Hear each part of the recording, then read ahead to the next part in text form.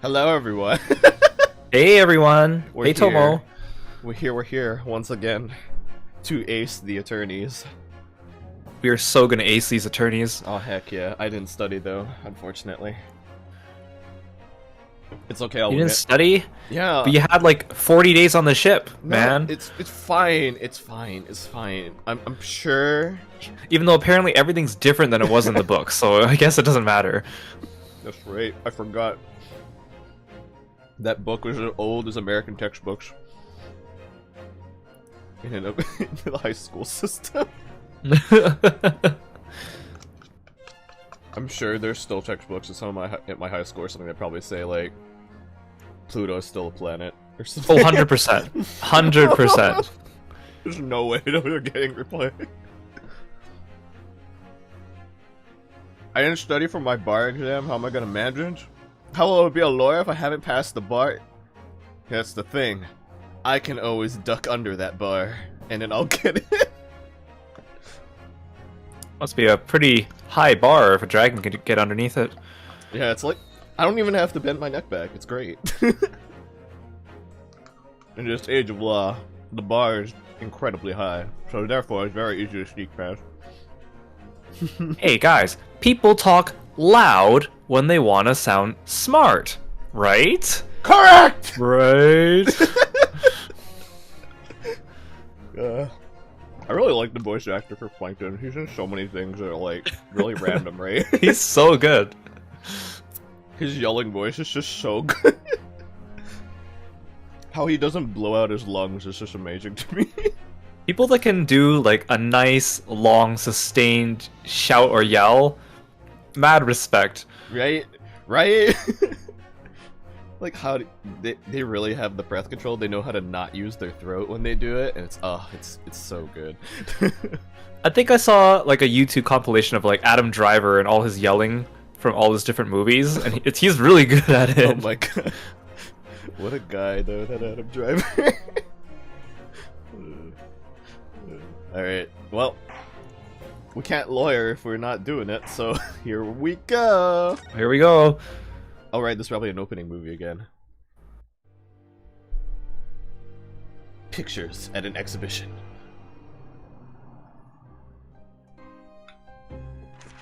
My Kokoro. I begin to think, Wilson, said Sholmes, turning his head languidly in my direction, that there is more to this case than that which we have observed. Indeed, that there may be another part to this story that we are yet to discover. His eyes wandered, following the steam rising from his cup of herbal tea, leading him to the distant memory of that snowy evening. To the young lady collapsed on the pavement along Briar Road, and to the knife in her back. Oh. Lit in the soft glow of gas lamps, a most extraordinary scene had been set. And under the cover of a light fog, the curtain had risen silently on the insoluble mystery of our invisible killer. It was a ghost all along. Objection! It was a ghost! In the foyer! With a knife! With the candlestick! Oh god, not the candlestick. 19th of February. 9:47 a.m. British Supreme Court, Lord Chief Justice's office. Did you sleep last night, Mr. Naruhodo? No, not at all. It was an enormous hotel, wasn't it? The rooms were so luxurious. I felt like we were staying in a palace. And with all the gas lights twinkling, it was brighter than day, even in the middle of the night. What about the enormous beds? After my time on the SS Buria, I wasn't gonna waste a single inch of that space. I spent the entire night rolling from one side of the mattress to the other. Oh yes, it really was the sort of night you can only dream of normally. Except, when I learned that we owed £3 for the rooms, that dream quickly turned into a nightmare. £3? Man. Oops! Sorry about that. The building was so impressive and the entrance so inviting, I just wandered in without thinking. In a lodging house in Japan, that sum of money would put a roof over your head for a whole year. I did try, but I'm afraid I couldn't help my tears when we were presented with the bill.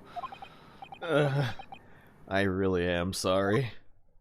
Man, it's like we should have took that 1,000 guineas or something last game.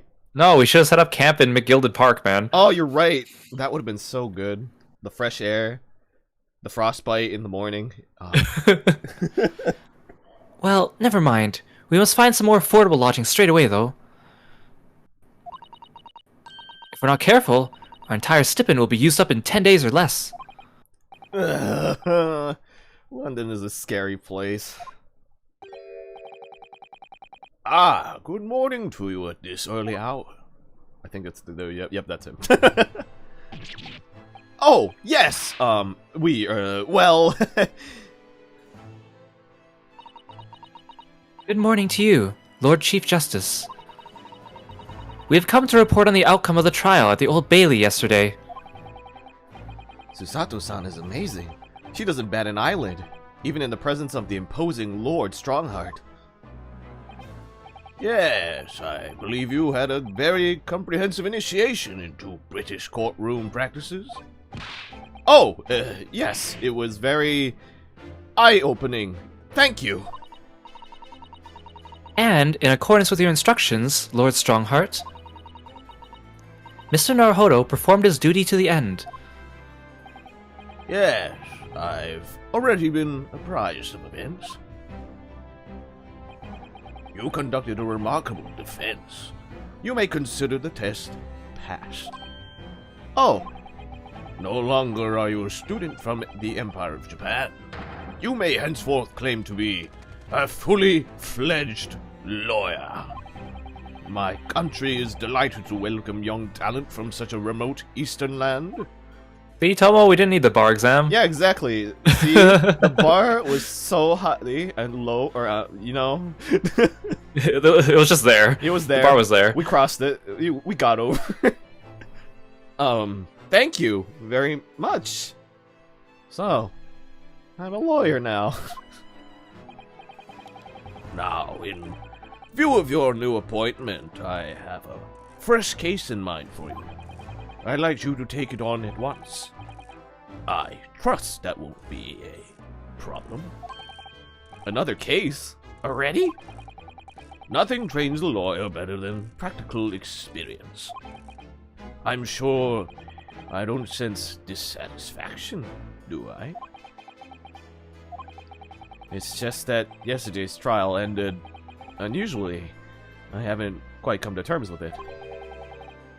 What's to come to terms with? The man was clear. What more were you hoping for?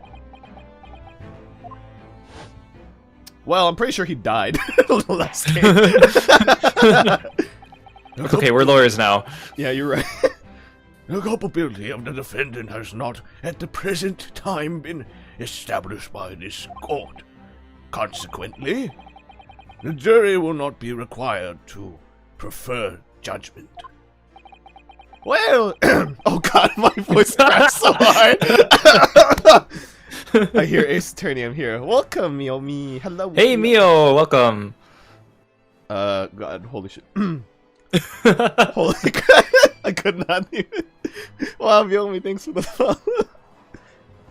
Oh god, well, Lord Van Zeeks, it's been a pleasure, so it is. And as for you, my dear fellow, I couldn't have asked for a better defense.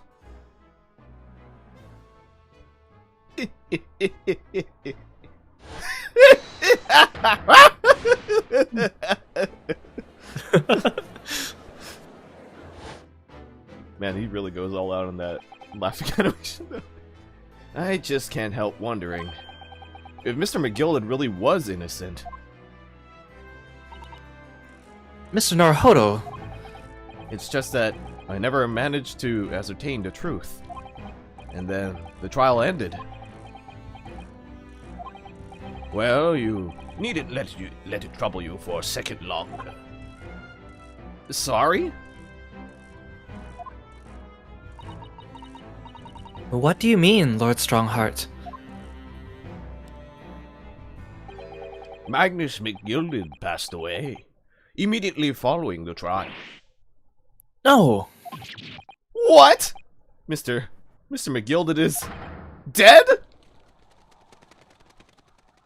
Some nice well-timed birds right there. Perfect. Some nice, well-timed indoor birds. Good job, birds. We knew we could believe in you.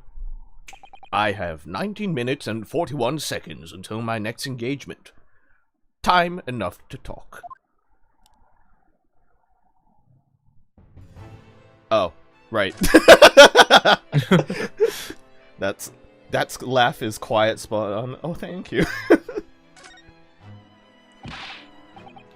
I don't understand. What happened? How can he be dead? After the trial conducted yesterday, there was a great commotion in the Old Bailey. As you'll presumably recall, an omnibus had been wheeled into the courtroom. You don't say! There was an omnibus in the courtroom? Wow, I can't believe it! It's like, it's been there for like the last several hours. Yes, of course. That was the scene of the crime which Mr. McGilded had been accused of. Precisely.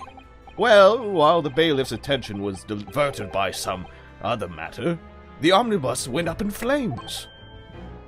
No. How could such a thing have happened? That is being investigated as we speak, but already. The police have identified a corpse found inside the charred shell of the carriage as that of McGilded. That's awful!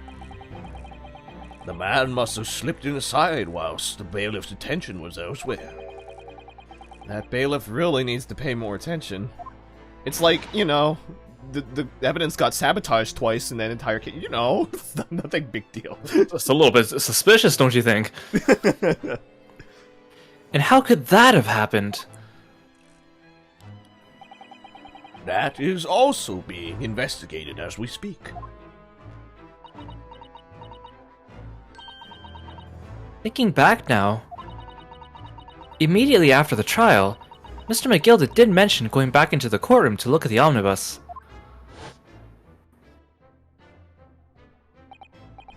Well, I must be making tracks now. Tis time for the inspection. Sorry? What inspection? They're going to examine the omnibus again, so I'm told. I asked if I could be present for it myself. An inspection of the omnibus? Not to my knowledge. I don't believe Scotland Yard had any intention of re-examining the carriage. But then who was Mr. McGilded talking about? Never mind that now. The Yard is making a thorough investigation. This matter is no longer any concern of yours. Leave it to the police. Poor Mr. McGilded. I wish we took his money. I don't know if he was really poor, though, you know? He's pretty wealthy, you know?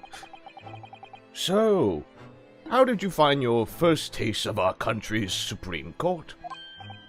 Oh, well, I don't know. I mean, it was... Wow! Aptly put. Mr. Naruhodo means that the whole experience was steeped in the solemnity of Great Britain's long history. It's really a world apart from our own judicial system in Japan, which is only a few short decades old. Wow. Susato-san has such a way with words. And you seem to have a way of failing to find the right ones. Damn. Did she read my mind? I mean, that's what she's been doing. She's been reading our face the entire time, right?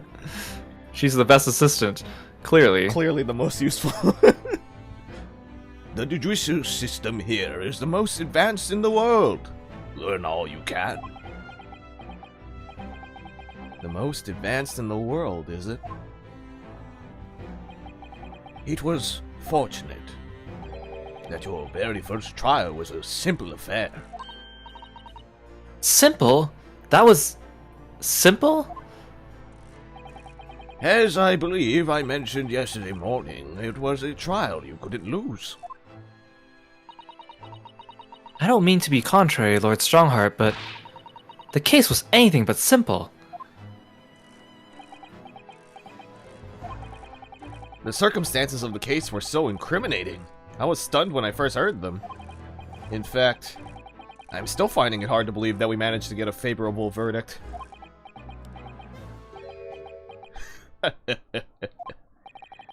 Is something funny? No, my apologies. However, the fact is that you did receive the not guilty verdict you set out to achieve. And that can only be attributed to exceptional talent. Wouldn't you agree? Well, I don't know about that.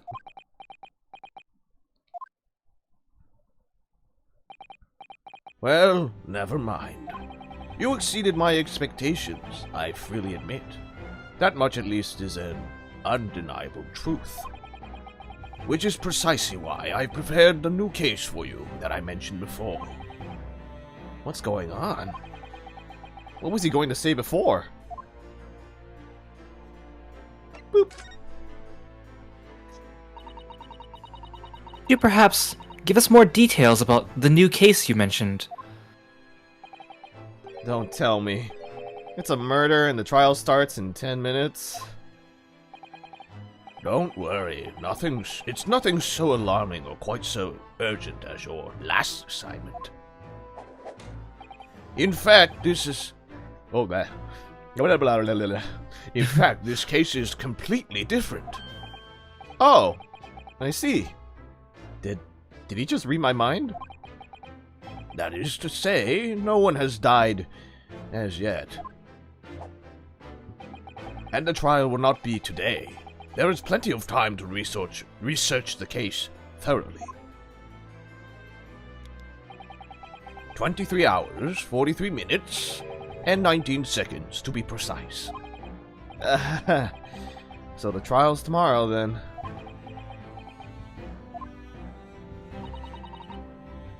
Is everything alright? Oh, yes. I'm just a little confused, that's all. Yesterday's trial was, well, it's left me wondering if I'm really cut out for being a lawyer. Oh, Mr. Naruhodo. I don't know if I could face standing in that courtroom again after Mr. McGilda's trial. Ah, yes. I nearly forgot. There is one similarity with yesterday's case. Once again, there is currently no one to advocate for the defense. Oh! If the situation remains unchanged, the trial will start tomorrow with the defendant unrepresented. And if that happens, I need not remind you of the inevitable outcome. The most terrible end awaits the defendant. Yes, that's right. Here we go again.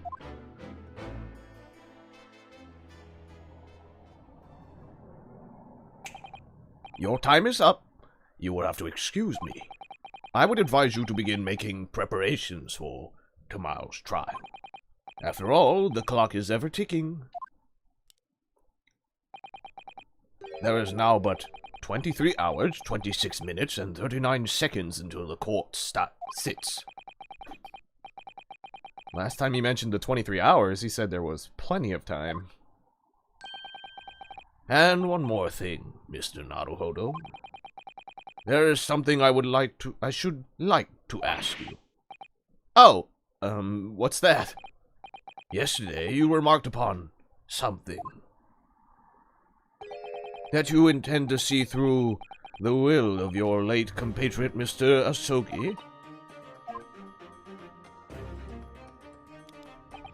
I would be interested to hear what exactly you mean by that. Inside 34 seconds.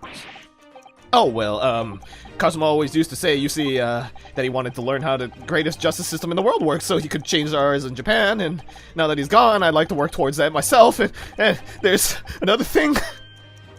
Oh! Another thing? Continue. On the way here, on the steamship, he said something to me. There's something very important that I have to do. Something very important. And what exactly would that be? He never had a chance to tell me. I suppose you would have done if he'd ever made it to... You're out of time. Well, thank you for your enlightening discussion. Mr. Naruhodo, what's all this about? Mr. Asogi never once mentioned anything of the sort to me. I urge you both to focus your attentions on the matter at hand. What the heck? I've taken the liberty of summoning the police inspector in charge of the case. He'll be able to apprise you of the details. How long has he been there?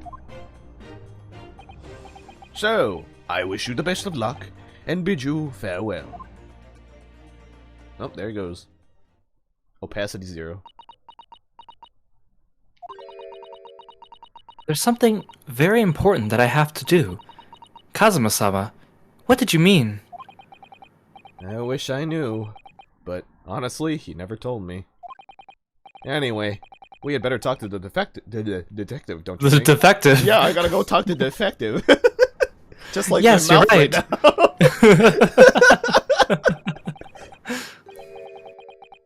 now. I hope I'm just imagining it, but I wouldn't say he looks pleased to see us at all.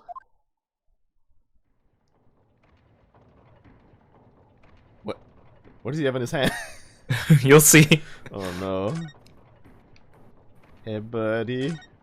You want me to take him? Yeah, go for it. Is he eating chips? Could we trouble you? What do you think? Ah! Lovely weather, isn't it? What's the weather got to do with anything? Ah! Listen to me, you young Japanese upstart. Some frippery about the weather doesn't get every English gent eaten out of your hands, you know? But Susato-san told me it was foolproof. I don't eat my french fries from newspaper? Man, I'm a busy man! I'm a busy man! What if I just made him... You know, yeah, just keep eating those calories, man. You keep going. Good thing these chips replenish themselves. I like how the fish is also getting replenished. This is English sorcery, you know. Damn, how do I learn that? Are you a street magician? My God. Well, there's a crime scene to investigate, but I'm here having to give the likes of you a talkative. Oh, I'm ever so sorry, Mr. Merlin of the streets. Can you imagine what the other officers there will be saying? Haven't seen Gregson anywhere, have you? No, he's too busy with the bigwigs these days. All because of some bumpkin who's here on a jaunt from a country I've never even heard of. Hear that ripping sound? That's my reputation at the yard. Going to tatters. No need to rip us apart as well, as much as your diet. I don't believe we've been introduced. This is Mr. Ryunosuke Naruhodo, a defense lawyer.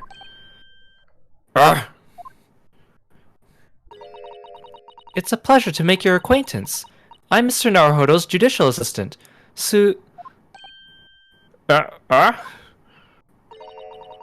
It's lovely weather we're having today, isn't it?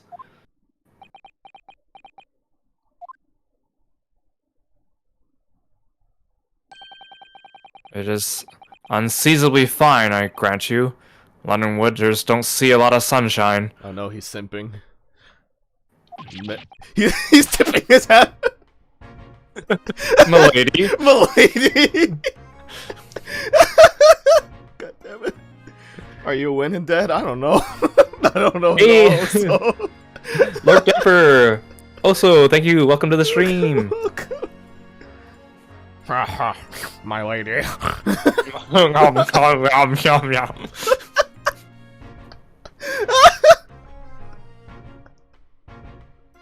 Unbelievable! How did she pull that off?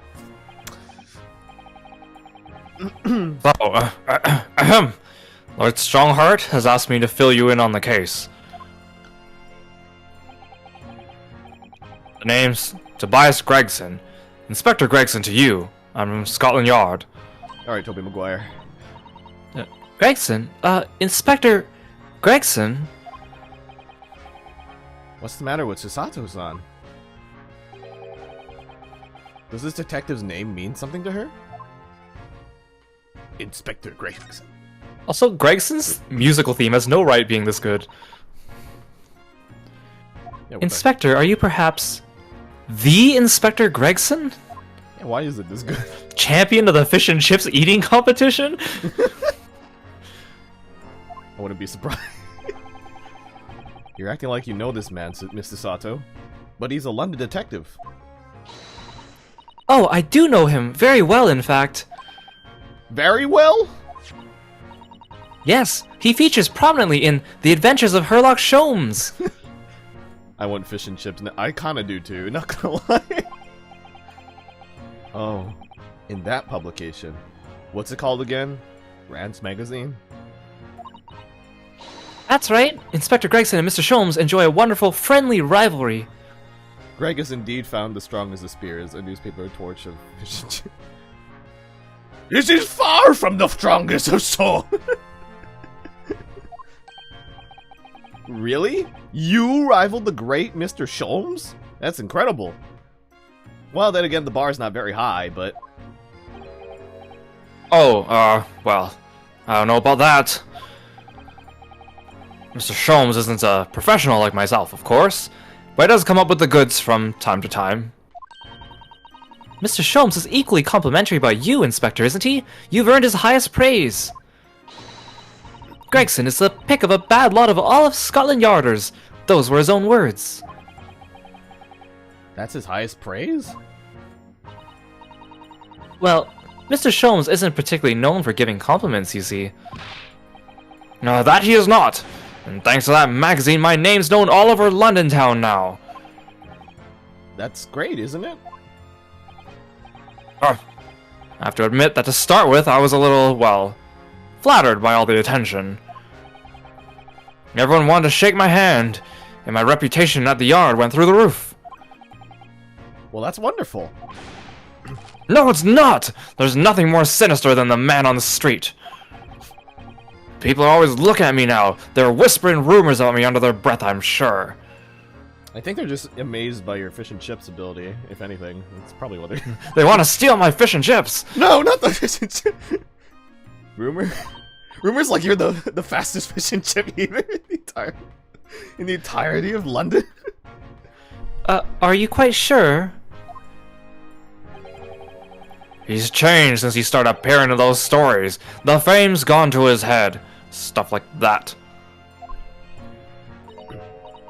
Gosh, do you really think people are saying such mean-spirited things about you? Like I said, they whisper. So I can't catch exactly what they're saying, but I know what folk are like. I'm sure that's what they're saying. As sure as eggs is eggs. I get the feeling this detective could be very hard work. Oh dear. Perhaps a sudden rise to fame does change people. The case. So, about the case that the Lord Chief Justice mentioned before? Nothing to tell, really. As far as we're concerned at the yard, it couldn't be simpler. Oh dear, that probably means that as far as we're concerned as lawyers, it couldn't be more complicated. I wish you were wrong about that, but I have a nasty feeling you're right. A young woman was walking along the pavement on Briar Road when she was stabbed from behind. Fortunately, it wasn't fatal, but she's still laid up in the hospital unconscious. Oh. That's despicable! What sort of coward would attack the poor woman from behind? I suppose you would have finished whoever it was off with a Susato takedown, would you? That is neither here nor there, Mr. Naruhodo. Brace yourself for Nosuke, you've hangered her now. Anyway, after something of a whirlwind investigation, the criminal was arrested. He barely had time for a cup of tea after the incident took place, to be honest. So, there must have been something left at the scene that led you directly to the culprit? Or perhaps a reliable witness who recognized the person in question. Let me stop you right there. You're wasting your time on this one. Sorry? There's nothing you can do. There's no way to help the bloke now. Why ever not? It's simple. The prosecutor that's been assigned to the trial tomorrow is Lord Baroque von Zeeks. No! It sounds like you heard of him then. Yeah, you know, literally yesterday. Oh yes, we are very familiar with Lord Van Zeeks. Believed to be the harbinger of death itself. The Reaper of the Bailey. New dialogue option. Death. You've unlocked death. Would you like to talk about it? We all die one day. Just go like super existential crisis. Lord Baroque von Zeeks, who we faced in court only yesterday. Mr. McGilda told us about him before the trial, didn't he? Oh boy.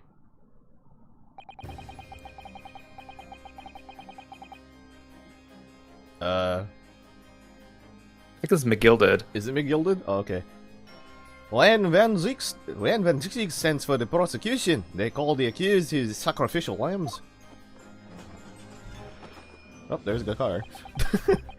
And in every single trial in which he's been the prosecutor, the accused has been damned. This Reaper of the Bailey nickname. And I suppose he's earned that because every defendant he advocates against is found guilty? Is that it? Wow, he looks like 110% done with it. Well, if that's the case, we should inform you, Inspector, that in yesterday's trial against Lord Van Zeeks, Mr. Naruhodo secured a verdict of not guilty. Ah, and what of it? Oh, well, I think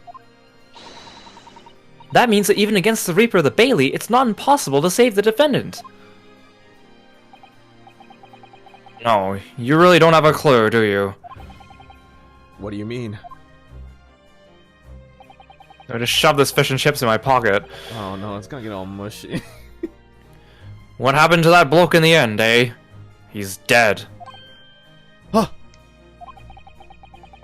Magnus McGilded came a cropper in that omnibus when it went up in flames. So you can't rightly say you saved the defendant, can you? What? What are you saying? Look, if Van Zeeks could get the dirt to stick on everyone, he'd be a miracle worker. But that's not how it goes. He doesn't work miracles. He works magic. Black magic. Oh, so he knows Enochian? Somehow he crossed a Reaper with a Black Mage. He knows how to do that entire explosion rotation. He's very dangerous. I'd have a good long think about that if I were you. Are we really supposed to believe that? No.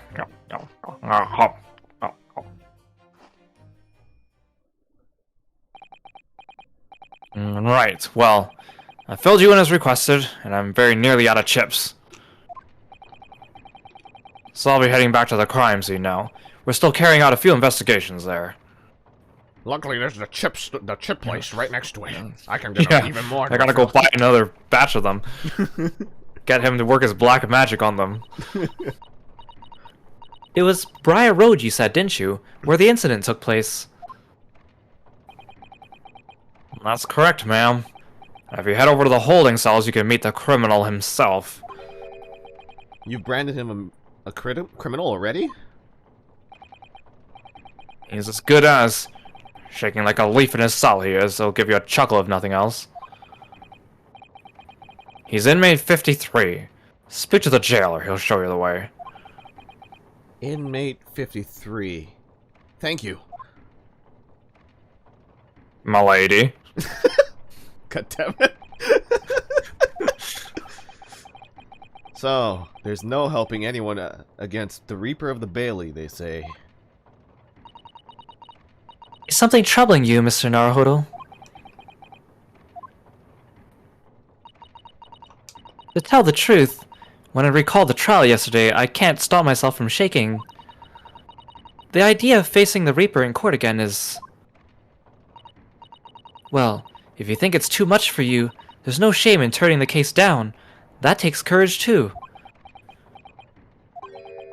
But if the man they've arrested is innocent, you could well imagine he would be shaking like a leaf in his cell. And I, for one, wouldn't find the sight of that funny. Oh. If I'm honest, I'm still reeling from the shock of yesterday's events myself. And I'm not really sure if I'll be able to help this man, whoever he is. But I'd like to try. So I think I'm going to make some inquiries. Will you help? No, I will not. Ah, man. Fuck. Well, I guess this case is over. And then it just The fades to end. black. Did you really think you had to ask?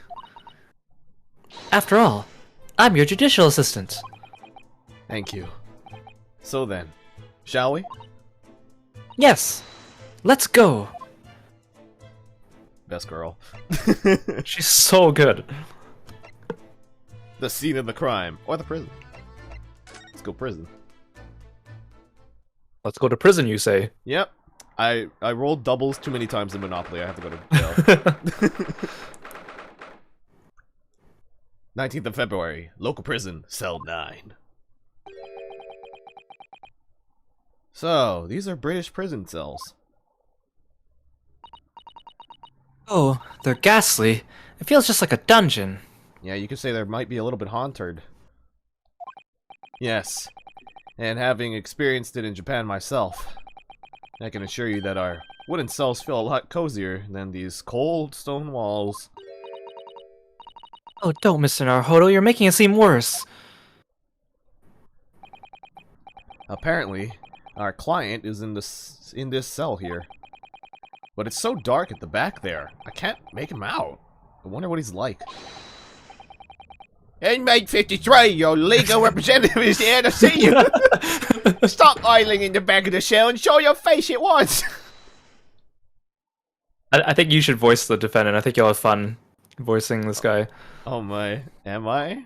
Am I a cat as yet with no name, calling me by a number that's utterly, unbelievably, unjustly unreasonable? I refuse the answer. God, what do they look like? Mr. Naruhodo, what? What do you think is going on here? I have no idea. But I wasn't just hearing things, was I? That tirade of complaints was in Japanese? Oh. Who the fuck? It's Miyazaki!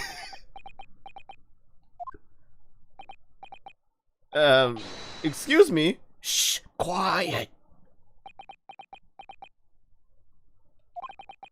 They're all around, hiding. I know they are. They're watching, listening, even now. I can sense it. What the fuck is going on? I love him. Right. So, could I ask you to... There you are. You've come to curse me, haven't you? Don't try to hide it. You're a ghost. A ghost?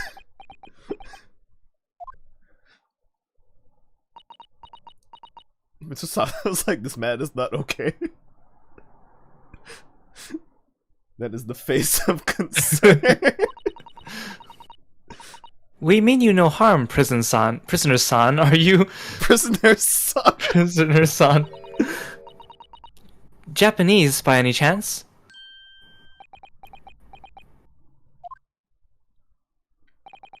This is... Miyazaki! beyond my wildest dreams. Holy shit, this guy. I love him. What the fuck is this man? Forgive me for that outburst there. I'm so sorry. Oh, it's fine. We were just a little surprised, that's all. Imagine it! It's been 12 long months since I left my hometown, and here I am, in a frightful fix in a foreign land. I don't even know what accent I'm giving him anymore. So hearing the sweet, sentimental tones of a compatriot's voice here in this damp, dark hellhole is a most monumentally moving moment! Who could have guessed that this new client, Lord Strongheart, assigned to us would turn out to be a fellow Japanese? What compassion my fellow countrymen show to dispatch a first-class lawyer all the way from Japan to defend a mere student. Noble, nurturing, never failing, Nippo! A first-class lawyer? Oh dear, I think there's been something of a misunderstanding here. I wonder, would you be so kind as to tell us what's happened? Why you've been detained as a suspect, for example? He's a Power Ranger, that's the only way to explain. Henshin! Transform! Brute Justice Transmodo!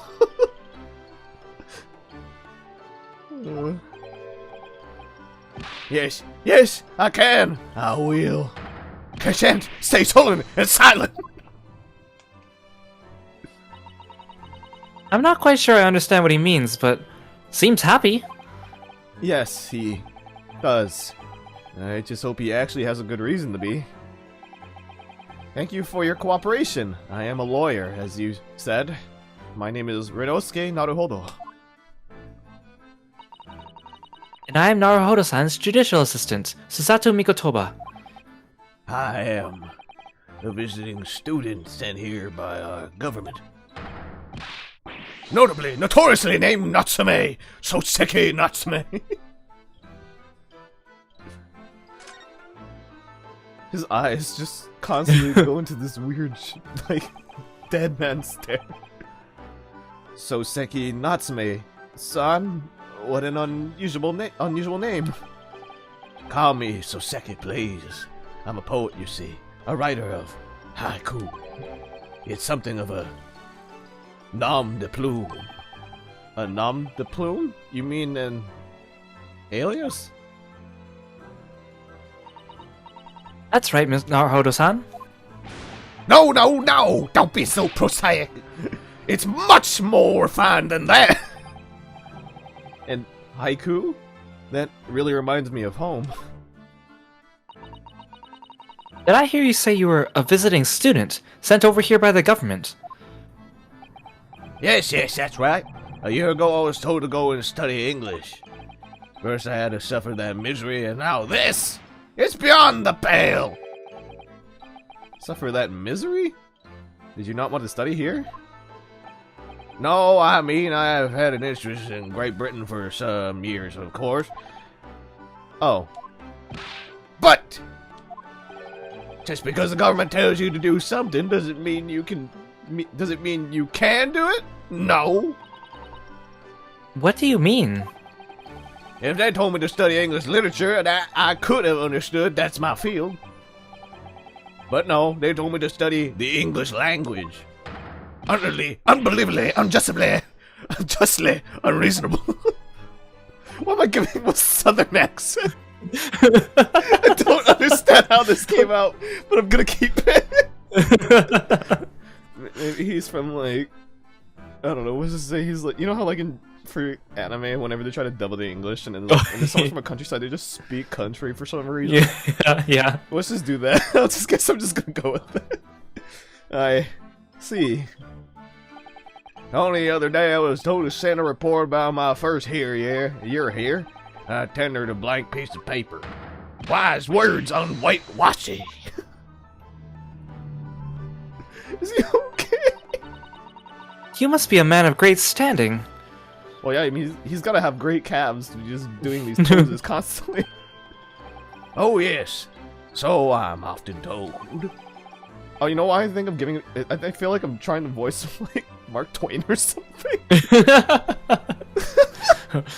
They told me to study English literature, so I became English literature. I became Mark Twain, you know. I'll tell you about them mice and men. And I often like to be told, it seems. Okay, so I'm assuming they thought you stabbed the lady. Could you perhaps tell us exactly why you've been arrested, Soseki-san? British prison.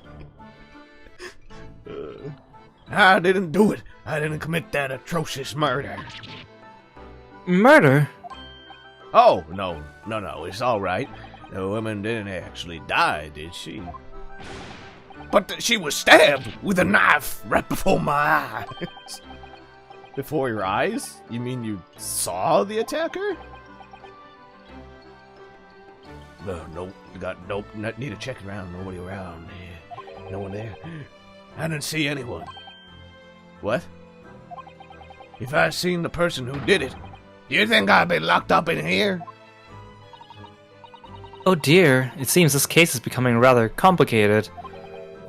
Why me? Why me? Why did that silly woman have to be stabbed in front of me? It's the curse. The curse of London. It's incredibly, inexcusably, irritatingly inconvenient.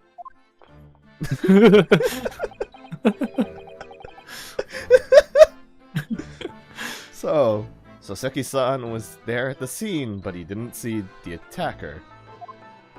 It was Huckleberry Finn. He stabbed the lady and then framed him. That rascal. The Fairly Odd Parents brought him to life!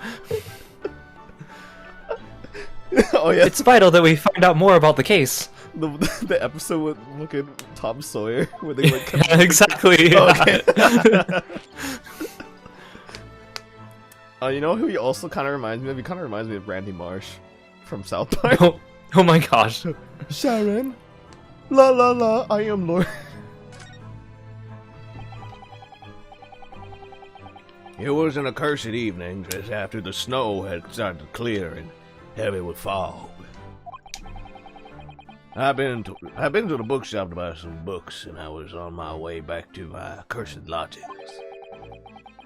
Sure, the bookshop wasn't a curse too. As I was walking along that accursed pavement, I can make out the sole silhouette of another ahead of me. A woman wearing a green overcoat she was, and just as I went to overtake her, I guess she fell over and died. She suddenly let out a little scream and collapsed onto the cold, hard slabs of stone at my feet. How terrible. I called out to the woman, but she didn't move. It was like a ghostly, ghoulish, grim graveyard. Slight exaggeration there, perhaps. I was terrified. I had to get away from there. So I ran as fast as my legs could carry me back to my accursed lodgings. That's not good. They'll say it was shameful, I know, to run away like that. Tell me, Soseki-san, was the victim an acquaintance of yours? Don't be ridiculous. Do you think I know any of these fire-haired English? And a young woman at that? I'm different. Shy, timid, unsure. I can't talk to people. I see. A young woman unknown to Soseki-san. It's no surprise he got framed for murder hanging around so many curious things. It's true. I knew I shouldn't be collecting these bad luck charms. Dang, I knew that. I knew walking under that ladder after work that one day would get me in the back, but I Walking under the ladder with that black cat as I stepped on the crack at the same time. Oh gosh, I think I broke my darn mother's back. Bless your heart. And at the time it happened, who else did you see nearby? Did anybody pass you? Regrettably, apart from myself and the woman, I didn't see a soul. No one? Ah, great. He has 3 black cats on his face and several on top of his head. Yeah, you know what? If you zoom in real close, like, I think you can see the cats. Yeah. So the victim was unknown to you, and there was nobody else on the street at the time. That creates something of a conundrum, doesn't it? Hmm? What conundrum? Conundrum. Okay. What do you mean, Sasato-san? What's the conundrum? Well, if what Soseki-san just said is true, there's something I can't explain. He says that he didn't know the victim, and that there was no one else at the scene. Then, he apparently fled without having been seen. I did. But if that's the case, surely this man has to be the culprit. Ah, you! What did you just say? Nothing? I didn't say anything. Oops. Perhaps I thought that a little loudly. Actually, that's not what was troubling me. What I was thinking was, how did Soseki-san actually come to be arrested? Sorry? He didn't touch the victim, and there was nobody at the scene to see him. So, how did the police ever discover that he was there in the first place? Oh, yes! She's right. It was him. That accursed great detective. He led the police to me. Of all the bad luck. A cursed great detective? Could it be? I shall never forget that man's name as long as I live. With his hearty laugh and his self-proclaimed greatness. Brash, big-headed, busybody, big-owned. May you be cursed until the end of your days, Herlock Sholmes. I knew it. Mr. Sholmes! Oh, okay. Well, I didn't expect to hear that name from this man's lips, that's for sure. It was the morning after that nightmare had unfolded on the pavement before me. I was gnawing on a sliver of hard cheese when some men suddenly burst through the door. They started shouting at me, "This is the police! Put the weapon down!" So, yes, it was a thin sliver, and yes, it was hard, but I wasn't eating a weapon. Disgusting, dietary discrimination devils! You clearly had a trying morning yesterday. And there he was in the middle of all that policemen, grinning like a Cheshire cat. That Herlock Sholmes! It's actually just Herlock Sholmes. He's English. I've since found out that he's a famous name in detection here in London. Yes, the great detective is really well known. And his overly sharp mind managed to deduce my whereabouts, apparently. He thinks I'm the knife-wielding madman. Me? This weak-souped kitten of a man. I wonder what great deduction process led him to his conclusion this time. Do you mean to say that Mr. Sholmes' deduction was the only reason the police arrested you? That would be really most unreasonable.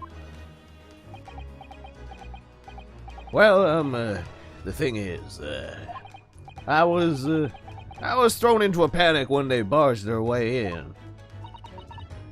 Of course you were. That's only natural. I was terrified and trembling, and they kept throwing question after question at me in impossible English. In fiendish foreign film flim-flammery. Well, we are in England. You can't really blame them for questioning you in English.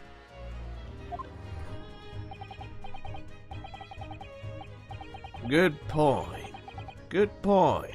But my mind went blank, and I knew I had to answer, but I didn't know what to say. So I just kept repeating things like, yes I do, and I'm fine.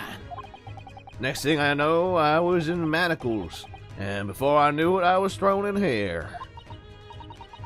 Oh dear, I'm afraid that's hardly surprising. Yeah. If you're just saying yes. Yes. Did you murder there? Yes. I'm fine! We didn't ask you that question, sir. I'm fine! I'm doing my Apollo Justice impersonation, can't you tell? I'm fine? He's not fine now. Sholmes' deductions bring all the boys to the Scotland Yard. I see what you did there. Mr. Naruhodo Esquire. Oh, you can just call me Naruhodo. And when we're speaking English, a simple Mr. is more than enough. Oh, yes, alright, yes, they've really got to me. This country is poisoning my mind. Getchan, hello! This is one of your faves? Oh, buckle up. Enjoy the ride. But please, I beg you to defend me in court tomorrow. You can tell them what really happened. You'll do it, won't you? Well, Why? Why? Why is it so hard to say yes to me? Well, the thing is, I'm just a student like yourself on a study tour. A student? Finally catches your... Yay! Welcome, welcome for the first time. They're all your favorites? You love this game? I can see why you and Kiro must really like this game. It's so good! It's so good! It's so different. A student? I have defended a case in the Old Bailey. Only the one, though.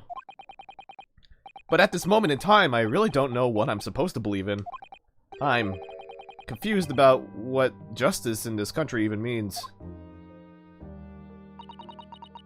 Oh, Naruhodo-san. I'm not even the foreign student who was supposed to be here. I'm a sort of locum lawyer, I suppose. But that armband, that's the mark of a defense lawyer from our great empire. Even though I'm speaking very, very well. Southern. It's a keepsake from the man who should have been here. He was my best friend. A keepsake?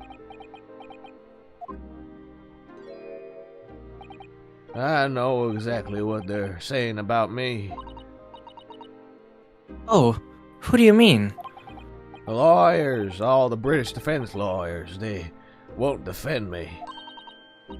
Goodness, why? Why do you say that? For the same reason as you noted before. When it happened, there was only the victim and myself around, and I ran away from the scene of the crime. I'm not a fool. I know it looks as though I must be the culprit. It must be very hard for you, Mr. Soseki-san. And anyway, I'm a student from overseas. I'm just a foreign nobody to them. Someone not to be trusted. I heard them openly laughing about me before, in my earshot, without any compunction at all. Any trial for this man would be a waste of time, they said.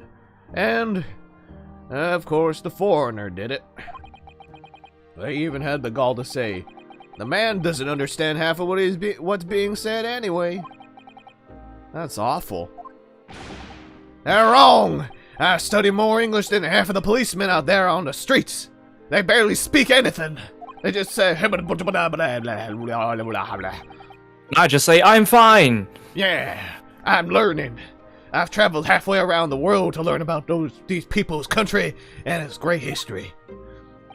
But no one here wants to listen to a man with a strange accent. A strange accent. Perfect. They all hate me.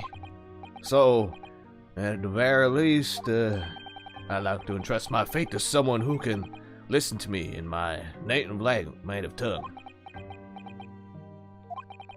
You could do it, couldn't you? When I look into your eyes, I can see it. I can see what you've been through. Soseki-san, it's just that...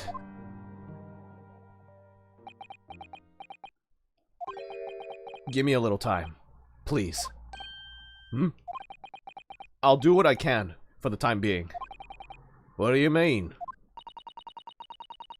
We shall investigate the case as thoroughly as possible. If we can find some clues, it will give us a much better chance, I'm sure. Oh, yes. Yes! Thank you! I'll be here, all alone, waiting for you. Locum student Mr. Naruhodo Esquire. Oh, We God, should be going then, Naruhodo-san. Oh god, I'm having too much fun with this stupid accent. I knew you would like this one. God damn it. We have a case to prepare for. Alright.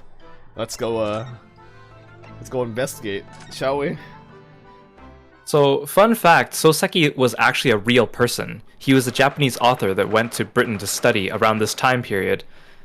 Oh, did he get, like, detained at all? For anything? I don't think so, no. Oh, okay.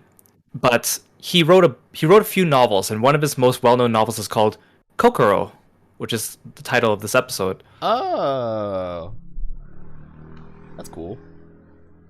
And they asked his family for permission to use him, and they just kind of said, yeah, you can do whatever you want with him. And so they created this character. Oh no. Oh no.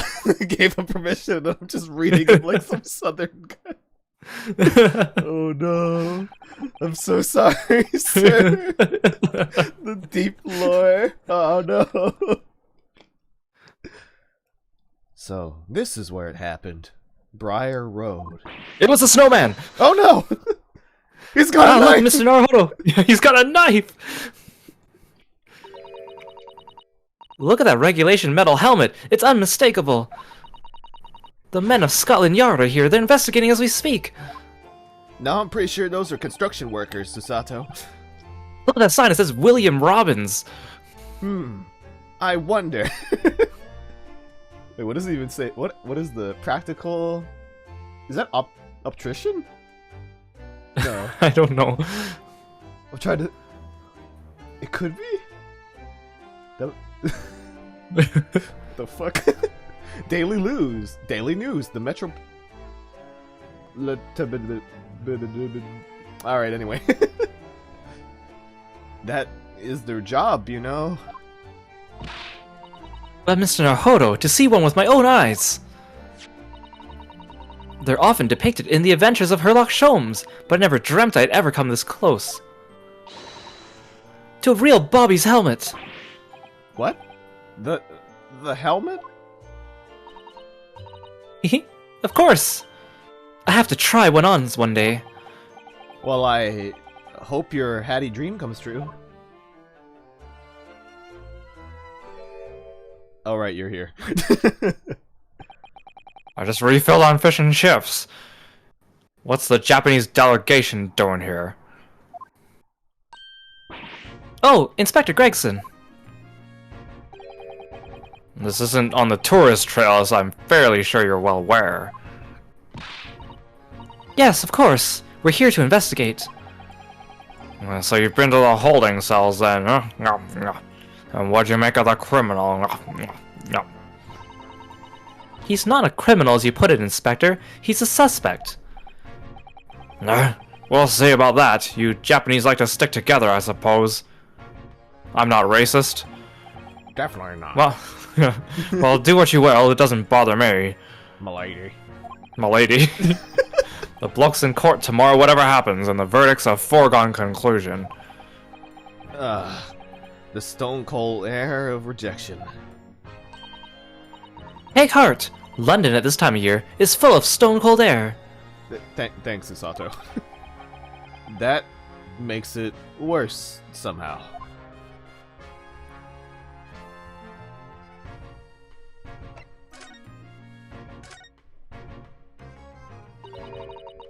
Tell me about Scotland Yard, Inspector. Ever since I read about it in the Adventures of Sherlock Holmes, I've been fascinated by the place. The Yard is the most sophisticated policing organization you'll find anywhere in the world, ma'am.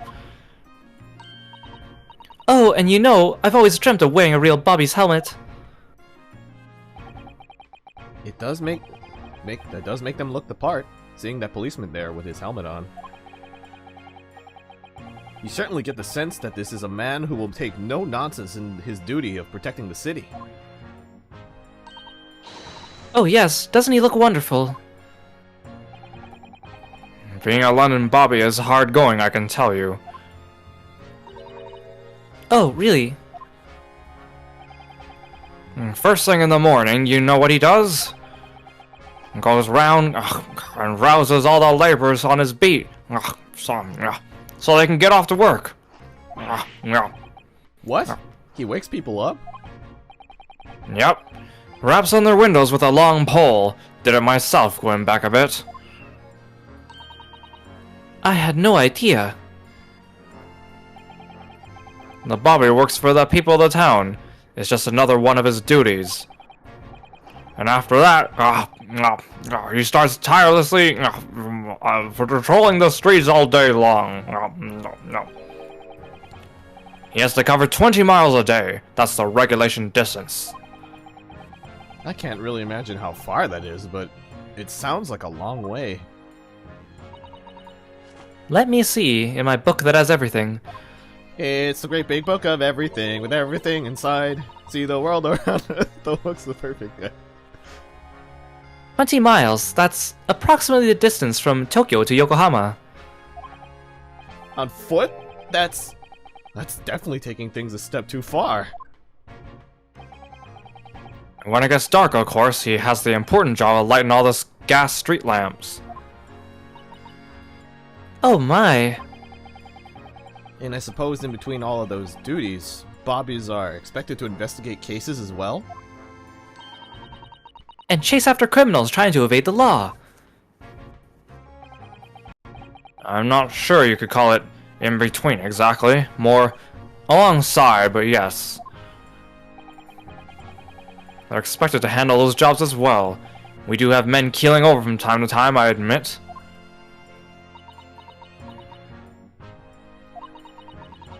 I'd always dreamt of wearing one of those helmets, as I said. But it's with a heavy heart that I shall have to relinquish that dream to you, Mr. Naruhodo. Your heavy heart will be my heavy head if you do. 20 miles is approximately 350 rugby pitches. Boy. They must be so fit. They must be so incredibly fit. That's why I have to eat my fish and chips. Little do you know underneath this trench coat, I've got the thighs of an Olympic runner. Oh my gosh. Can you imagine? It's just like it zooms down and you just see him and he's Oh like, my these God. really big watermelon thighs. No. I could bench press the moon if I wanted to. Criminals don't stand a chance against these babies. They might be 10 miles away from me, but it's okay. If I just bend down and leap towards them, get them in an instant.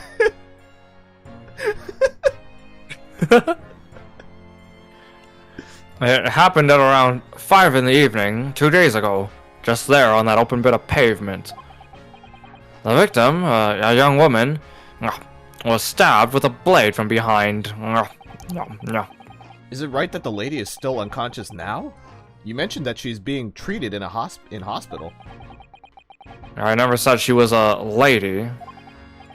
Truth is, unless she comes around pretty smartish, we won't be able to find out much about her at all. And I suppose that means they haven't been able to take a statement from her, of course. Oh, is it that girl from before? I wonder. Here's a map of the local area I happen to have on me. You can take it if you want. Really? Are you sure? It's Yard policy to give lawyers defending suspects the odd bit of information to go on. I haven't actually accepted the job yet, but still.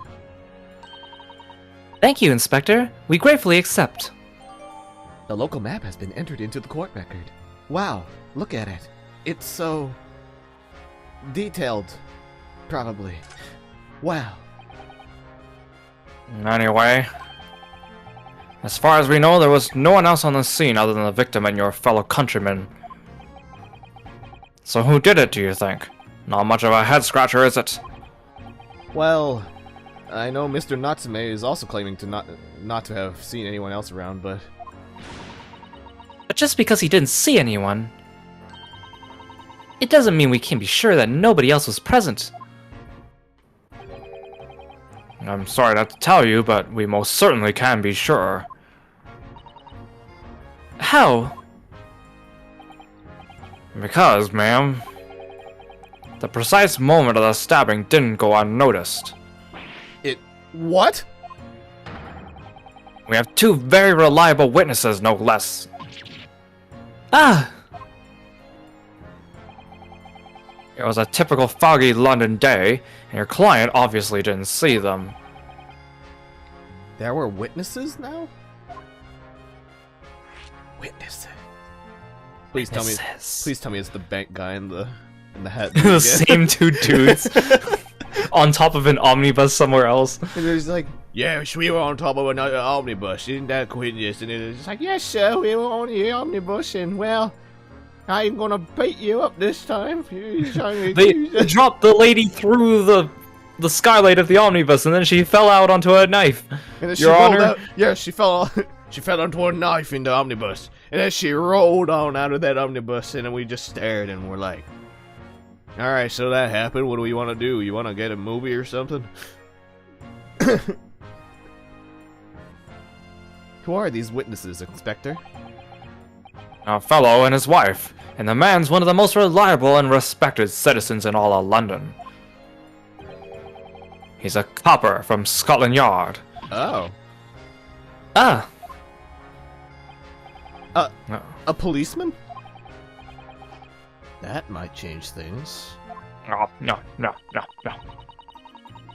And this policeman just happened to be there at the exact moment the woman was attacked? Nothing peculiar about that, ma'am. Part and parcel of being a bobby, catching them banging the act and all that. Do you think it might be possible for us to ask that policeman a few questions? Be my guest. You can ask him what you like in court tomorrow. Oh, I've no doubt he'll be summoned as a witness. So that'll give you something to look forward to. that's that then.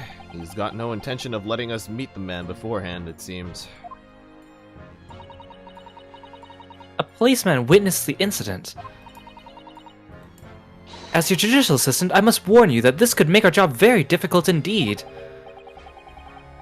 Yes, as a non-judicial assistant, I could have warned me of that too.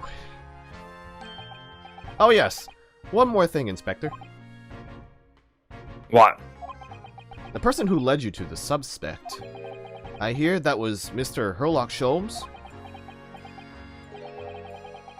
What are you bringing him up for? Was it something I said? The color is drained from his cheeks. Let's hold off on the Sholmes for a little bit. We hear about tomorrow's trial. That twitchy Japanese bloke goes on trial tomorrow. Are you going to defend him or not? Well,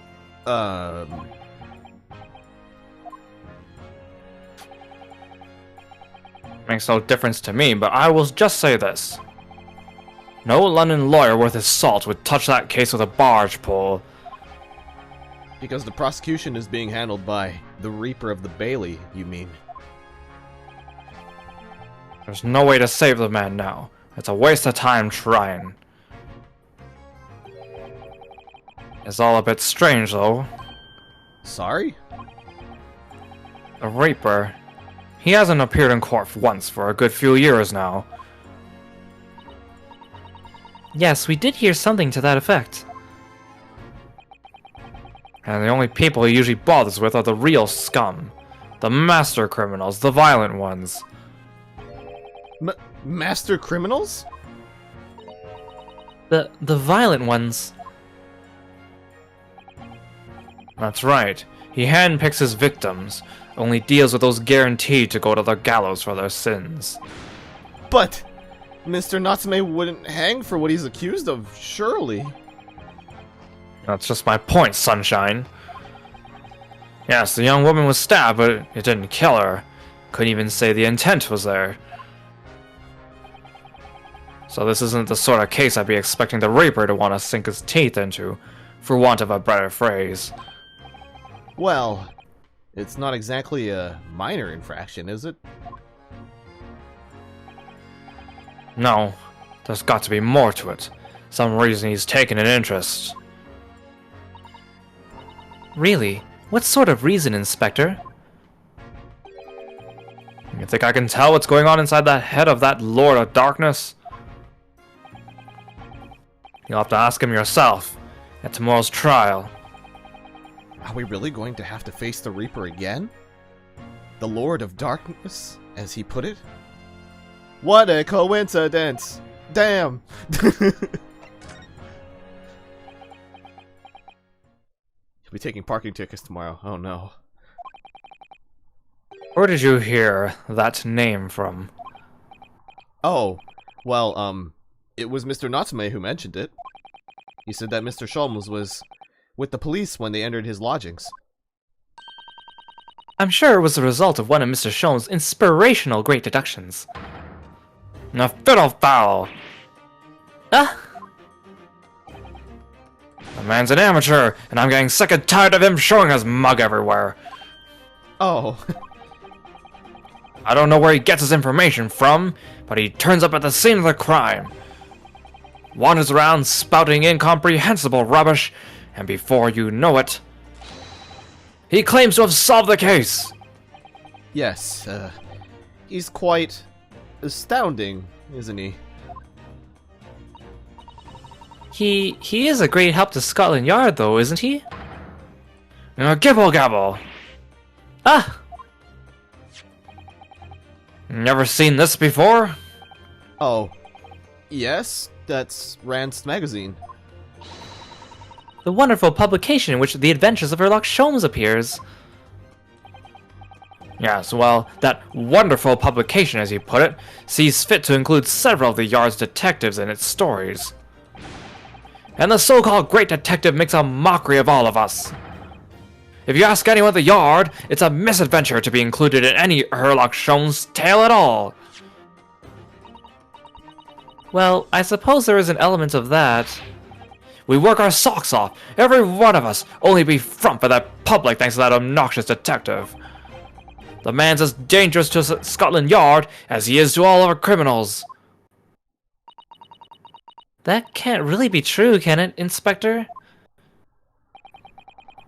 Clearly, the great detective and the police have a complex relationship.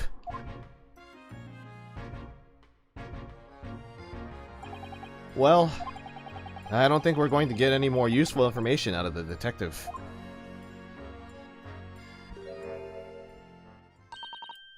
Mr. Naruhodo, can I make a suggestion? Oh, yes. What is it? Well, it seems to me that we must speak with him about this. By him, do you mean Mr. Sholmes? Yes, Mr. Sherlock Sholmes, exactly. Look at those shining eyes. You can't wait, can you? Well, Mr. Natsume did blame Mr. Sholmes for all of this, didn't he? Yes, he did. He really did. Which makes him an involved party in the case. Are you just going to ignore that? I hope not. I assure you, it's not simply my selfish desire to meet with Mr. Sholmes again. The trouble is, we have no idea of the man's address, even... It's Baker Street! How do you know that? It's in the stories, of course. 221B Baker Street, the most famous address in the world! Oh, I see. Well, there's nothing to stop us from going, I suppose. We better try to find our way there before Susato-san gets any more excited and unpredictable. Ah! I'll summon a carriage! But our money! So we're to have a reunion already. With the great detective, Mr. Herlock Sholmes. Sholmes doxed himself? I apprehend all the criminals in the world! Here's my address, everyone! Da-na-na-na-na-na-na-na-na-na-na.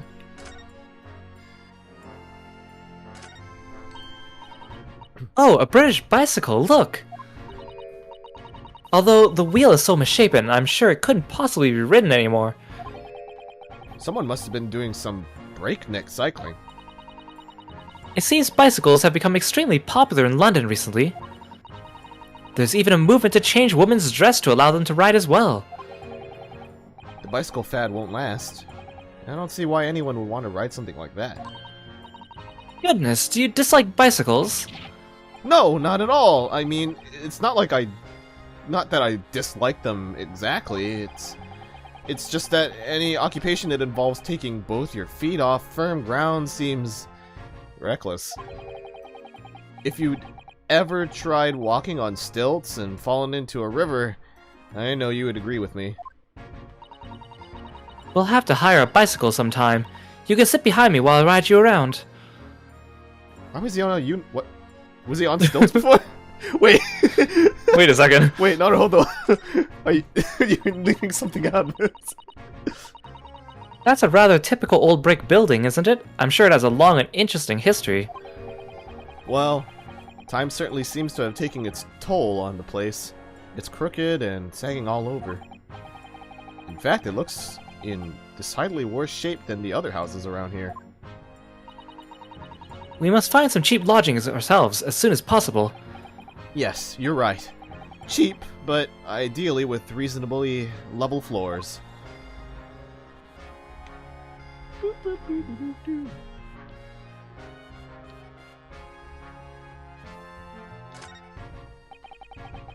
The clouds look so big and heavy in the sky, don't they? And with the dense fog as well, everything looks hazy. Well, it is known as Foggy London Town.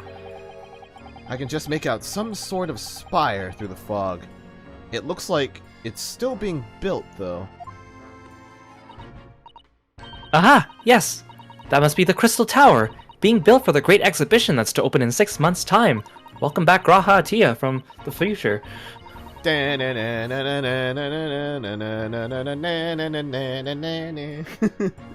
Apparently it's going to be very striking, glazed on all sides and the symbolic centerpiece of the exhibition. It's to be the largest exposition in history, is it? I can't even begin to imagine it. The Great Ace Attorney, Shadowbringers. Ho! Riding ho! That's one of the officers from Scotland Yard. The police are making sure the crime scene is undisturbed. I have a feeling that if we wander too close, we'll be clapped in irons. I think perhaps you're being a little overcautious. We've done nothing wrong, so we have no cause for concern. Oh no, I'm not getting caught out again. Twice is enough. Twice I found myself in handcuffs despite not knowing a thing about what was going on. Yes, you've had some dreadful experiences. I'm sure it's that wide-eyed look of panic you're so prone to. It does you no favors at all. Ugh.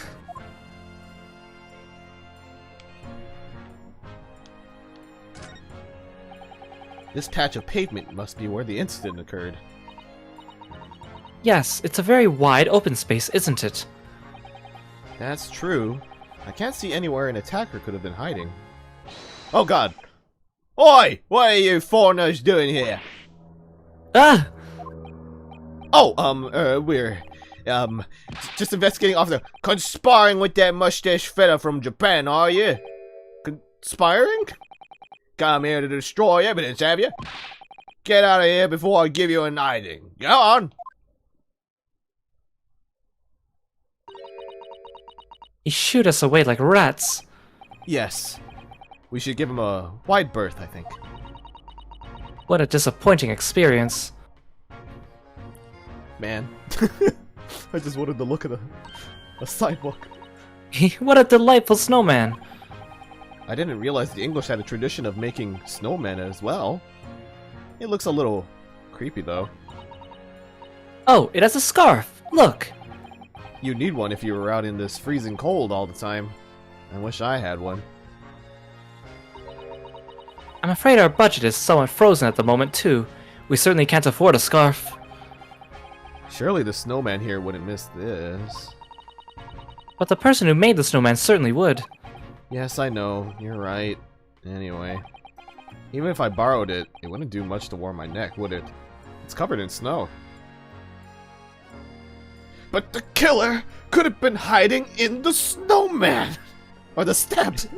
You see, like, Dwight burst out of the snowman. Ah! I can't feel anything in my penis or testicles. But it was worth it. Oh, that's a Scotland Yard carriage. They use vehicles like that to rush to crime scenes and cart away criminals. You're very well informed, aren't you? It's long been a dream of mine to ride on one of those through the streets of London. Well, just pick up a stone and throw it through one of the windows then. But that would mean being arrested in order to ride it. Wouldn't it? Still, if it's the only way, help me find a good stone. No, I wasn't serious. God damn it, Susato. Showing her inner Maya. Really, though? Hey, how's it Oh yeah, you're still here, Gregson. He's like, oh, hey, how's it going? I'm just gonna... She wants to ride in a Scotland Yard carriage. She sure does. Hi, cutscene. Where'd you come from? There's a pawnbroker's and a jewelry store. Man. Thank you very much. It's just up there overlooking the street. It's just up there, overlooking the street. Thanks again. Thanks. Is that right? British accent acquired. This is it. The residence of Mr. Herlock Sholmes. There's no snow in the cutscene. Oh.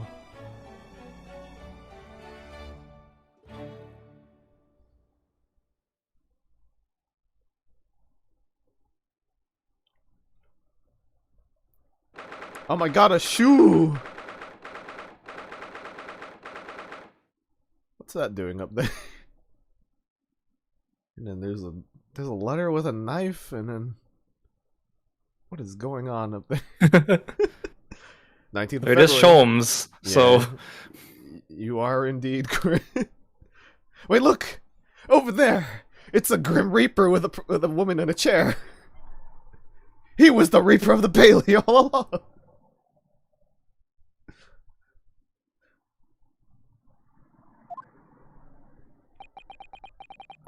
So, this is where the great detective makes his living. It's all connected, don't you see it? So this is where the great detective makes his living. It feels surreal to be here, somehow.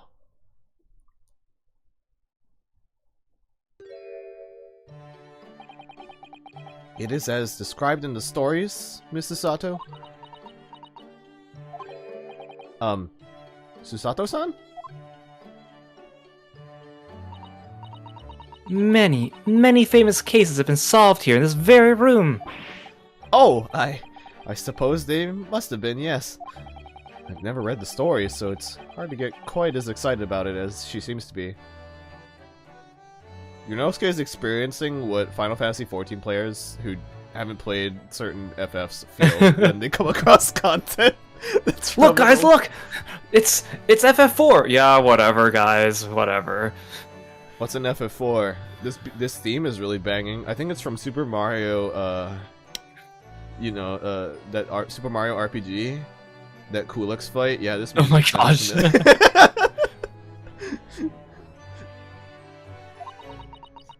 The detective chases the villain relentlessly as he disappears into the fog down an unlit London street.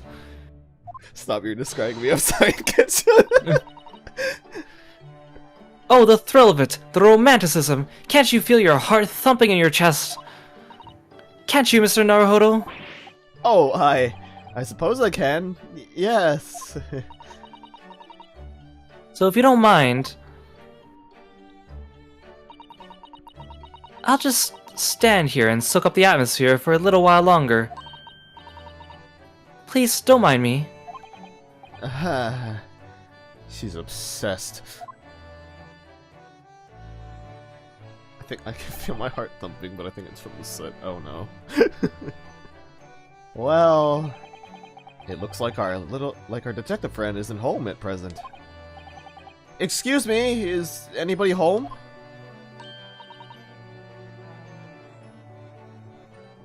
I'm guessing this is you? Oh, do we have a visitor? Hello, is it a big new case for Mr. Sholmes? Hello?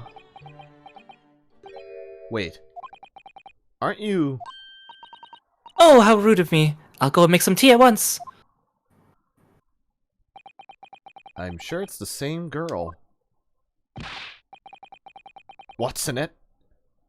Maybe. Miss Susato, did you see the girl who was just here? Oh yes, isn't it truly extraordinary? To think that the King of Bohemia came to this very room to ask Mr. Sholmes to take on his case. The King of Bavaria? King Wilhelm Gottfried Sigismund von Ornstein, of course. Sorry, I'm drawing a blank. Forget the adventures of Herlock Sholmes for a moment and look over there! Tea's brewed, and I have a freshly baked cake as well. Ah, it's you! I knew it. Susato-san recognizes her too.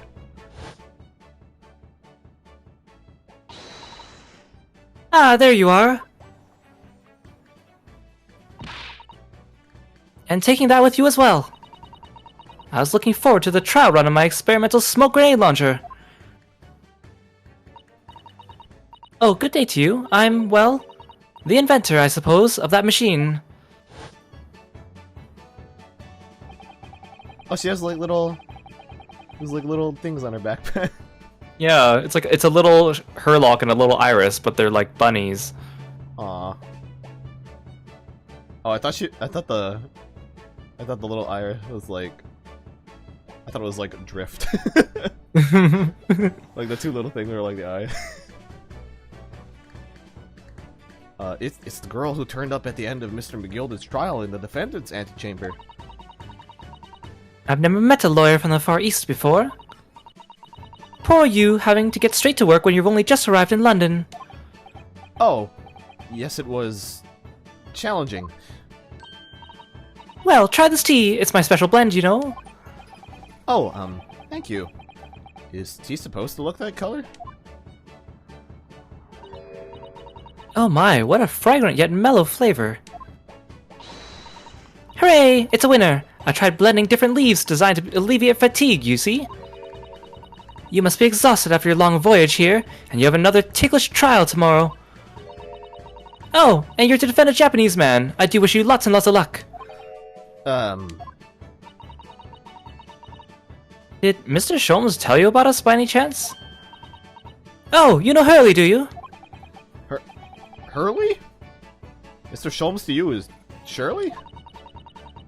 Mr. Sholmes was a fellow passenger on the boat that brought us into Great Britain, you see.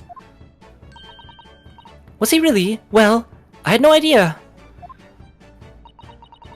I'm afraid Hurley's out on an errand again today, even though he's just returned from overseas. Wait a minute. We met this girl for the first time ever yesterday after the trial. And only briefly at that. How on earth does she know so much about us? Did she deduce all those things? Do you think?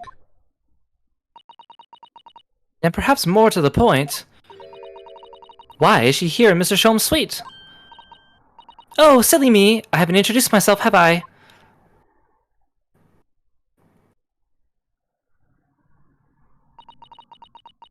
It's a great pleasure to meet you both. My name is Iris Wilson. I live here together with Hurley. She's really cute. And this theme is so good.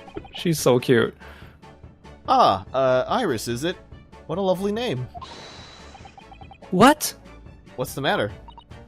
No, wait. This can't be. Did you say that your name is Wilson? What's the matter with Sasato-san? Why is she so flustered all of a sudden? Yes, that's right. And what are your names? Oh, I'm Rinosuke Naruhodo, a lawyer from Japan. Oh, sorry.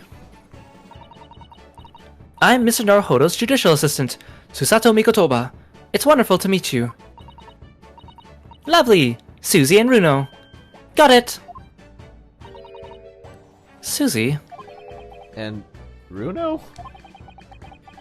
There's more to this girl than meets the eye. I have so many questions for her. I don't even know where to start. Yes, and so do I.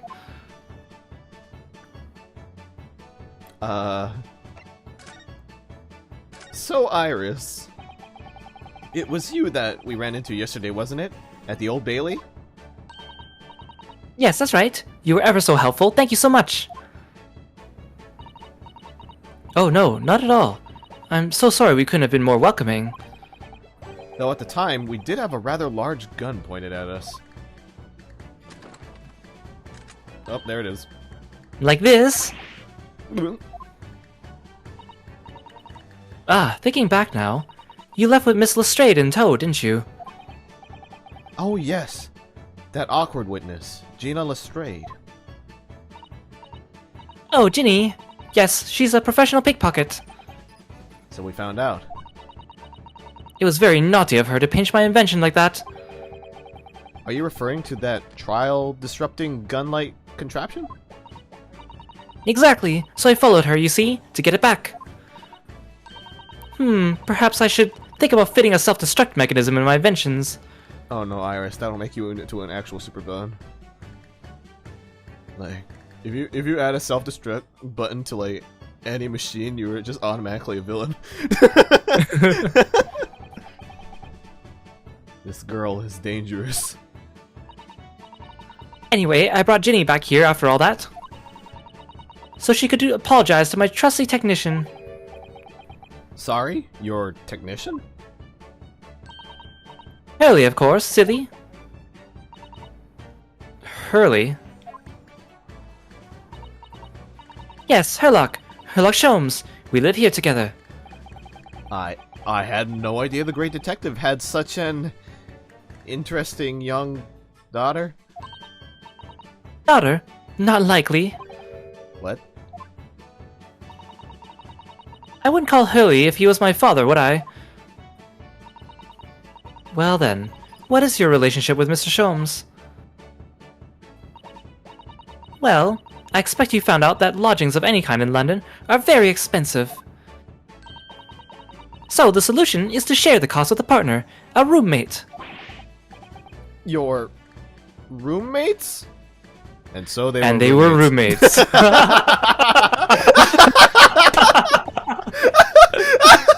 The fucking insane. Same brain. Same brain. God damn it.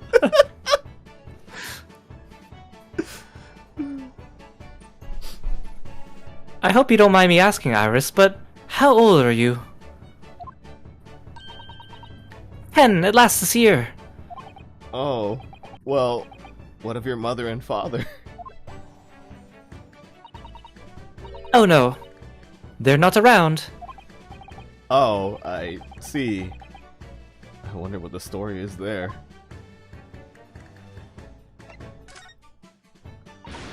Oh. Oh yes, there's something I must ask you. Of course. Go ahead, Susie. I'm a very great fan of The Adventures of Herlock Sholmes and... Oh, you have a copy of Rance magazine. Yes, I read every issue. It's delivered all the way to Japan on a ship. God, that must take so long. Right? She gets them like months and months later. Oh, this is so exciting! My stories are being read on the other side of the world!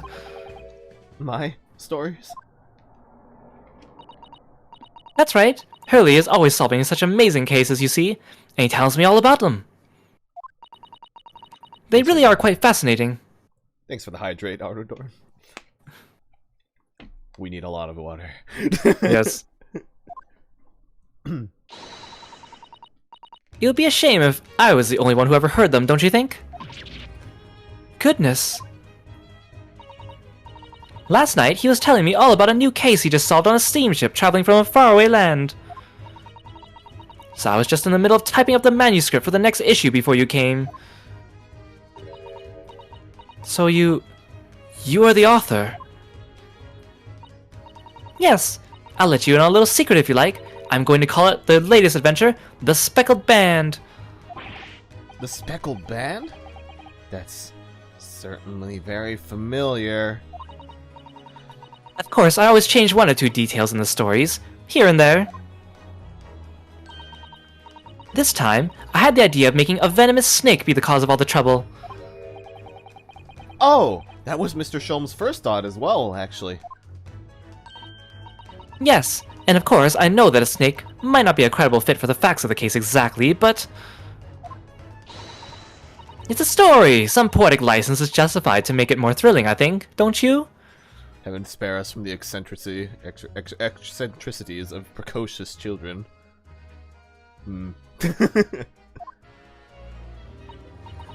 So, do you mean to say... are the stories about Mr. Sholmes that are published in Rance magazine all written by me? Yes, on my wonderful and very modern typewriter. Very modern. But all the stories I've ever heard are written by a doctor of medicine, Dr. John H. Wilson. Susato-san's getting more and more worked up. Ah, yes, that's me. I mean, my name really is Wilson. But what about the doctor of medicine part? That's all true too. I am a doctor of medicine. No! At 10 years old? At 10 years old. Well, that's quite incredible. Rinosuke, you came off a boat and became a lawyer in like half a day. I don't think you're much one to talk. But... Dr. Wilson is an English gentleman. Ah, yes. I did alter the setting slightly for the stories to be more compelling. Oh. Well, it sounds a little strange, doesn't it? A great detective with a 10-year-old girl in tow. I suppose it does, yes. Poor Susato-san. She looks like her whole world has just fallen apart. Yeah, no kidding. Like, jeez. When did a 10-year-old have time to complete a medical degree? 9 years. She started in the womb. She came out already with her bachelor. Hello.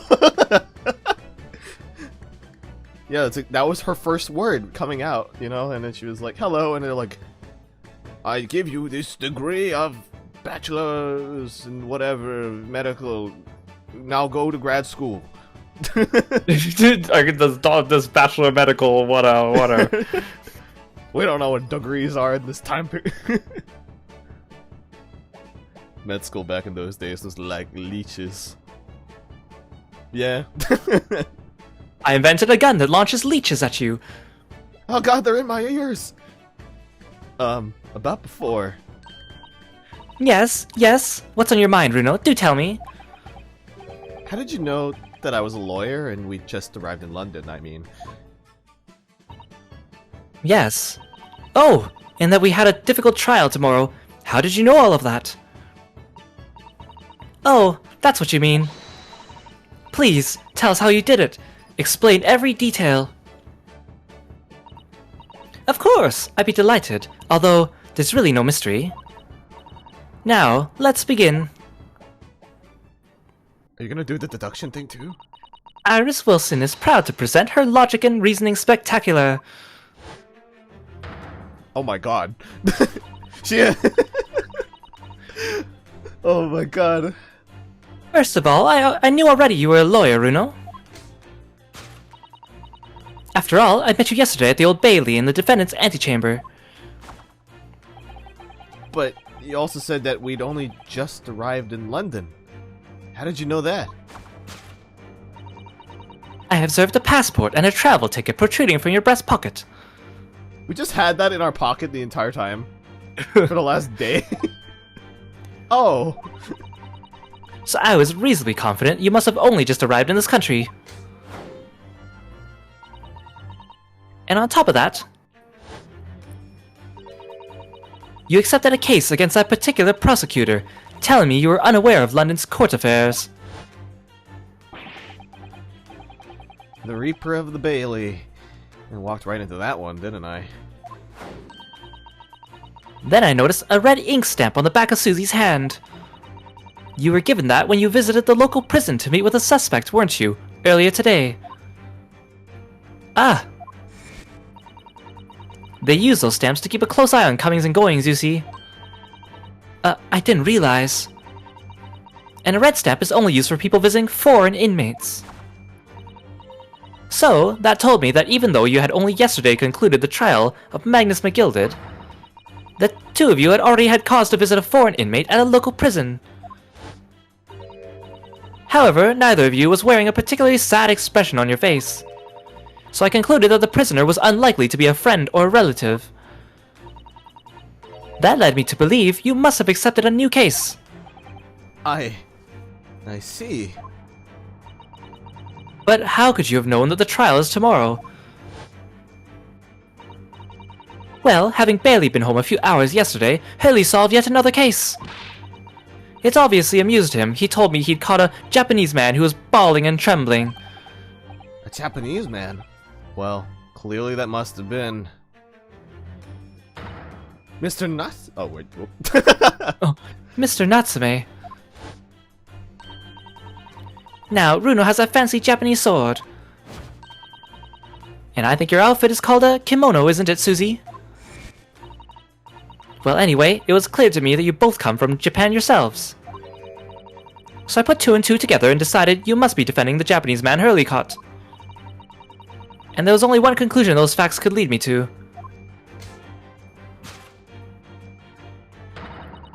You both came here to ask Hurley about the case. Susato got that ink in prison. All trials take place within 48 hours.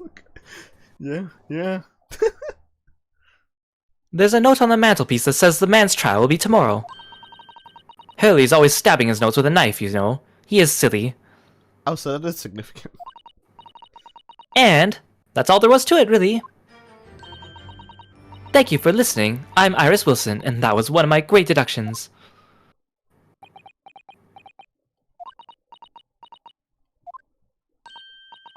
Well, was it a winner? Were my deductions correct? They were spot on. That was amazing, Iris. Truly a great deduction. You even managed a certain something of Mr. Sholm's delivery. Oh well, I was just copying Hurley's style for that. This is really good news. You could tell us all about the case involving the Japanese man. You will, won't you, Iris? Please? The case of the Japanese man. I don't know, Wilson. Maybe you should ask Sholmes what he thinks. I don't know about that. I don't know about that, Lork. I don't think we... I think Wilson's pretty capable. So yesterday, Mr. Sholmes apprehended a Japanese man, you were saying. Yes. Haley had just arrived back in London after his sea voyage. But the police were waiting for him at the railway station to take him directly to the crime scene. Ah, the great detective is a popular man, it seems. Apparently, a woman was stabbed on a quiet street somewhere in town. There were witnesses who had seen a short, shifty-looking, stooped man running away from the scene. Short, shifty-looking, stooped man. Mr. Natsume. Oh, that's you. Beyond any doubt. Man, they really like switching in this one. Right? So Seki-san said that he didn't see anybody else on the street at all. But it seems there were witnesses, after all. Hurley used his great detective powers to determine the man's address. It was a lodging room, very nearby. He went directly there with the police, and what did they find? A short, shifty-looking, stooped man, shivering in fear. Ugh. Mr. Sholm's great deductions certainly hit the mark that time. Of course it did. He's a great detective. Oh, Susato. Still, that means the incident occurred only 2 days ago. Surely tomorrow is too soon for the trial, isn't it? Definitely. We have no time to investigate properly. Hurley says that London is rife with crime. Oh, Scotland Yard is doing its best, but they can't stay on top of it apparently. Oh dear, I hadn't realized the situation was so dire. That's why they can't afford to spend too much time investigating cases and trying the criminals in court. Staff and money are both short. Crimes are usually pinned on the first suspicious person. That's terrible. I suppose it's the harsh reality of the workings of the world's greatest justice system. I suppose it is. But in that case, I don't hold out much hope for Soseki-san.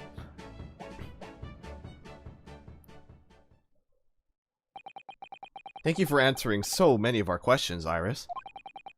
This has been very informative.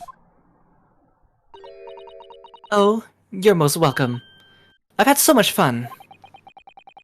Do you happen to know where Mr. Sholmes is at the moment? As you guessed, we'd like to ask him some questions about this case as well. Well. I expect Hurley is still investigating the scene. Of the case involving Mr. Natsume, you mean? Yes, Mr. Natsume? Hurley said he was going to the man's lodgings. If you leave now, you'll probably catch him there. Iris, do you know where those lodgings are? Well, I imagine the police are still investigating the scene of the crime themselves, aren't they? Did you happen to come across a detective by the name of Gregson when you were there? Yes, we know Inspector Gregson. Ah, goody. In that case... give Gregsy this for me, would you? If you do that, I'm sure he'll tell you what you want to know. What is this? 5 shilling piece and a postcard, it seems. Iris's postcard has been entered in the court record. It's a bribe. Wait. Did they arrest Natsume Soseki? Yeah, they did, actually. And apparently, Drago decided he's gonna make him Southern. Yep, I made him very southern. So, I'm very sorry. That's why the name of this case is the Case of the Clouded Kokoro. Because Kokoro was Soseki's work. It reads, tell the gentleman in black whatever he wants to know. I trust that won't be a problem. Gosh, this will make the inspector help us, will it? Oh my god, it is a bribe. Well, thank you, Iris. We'll give it a try.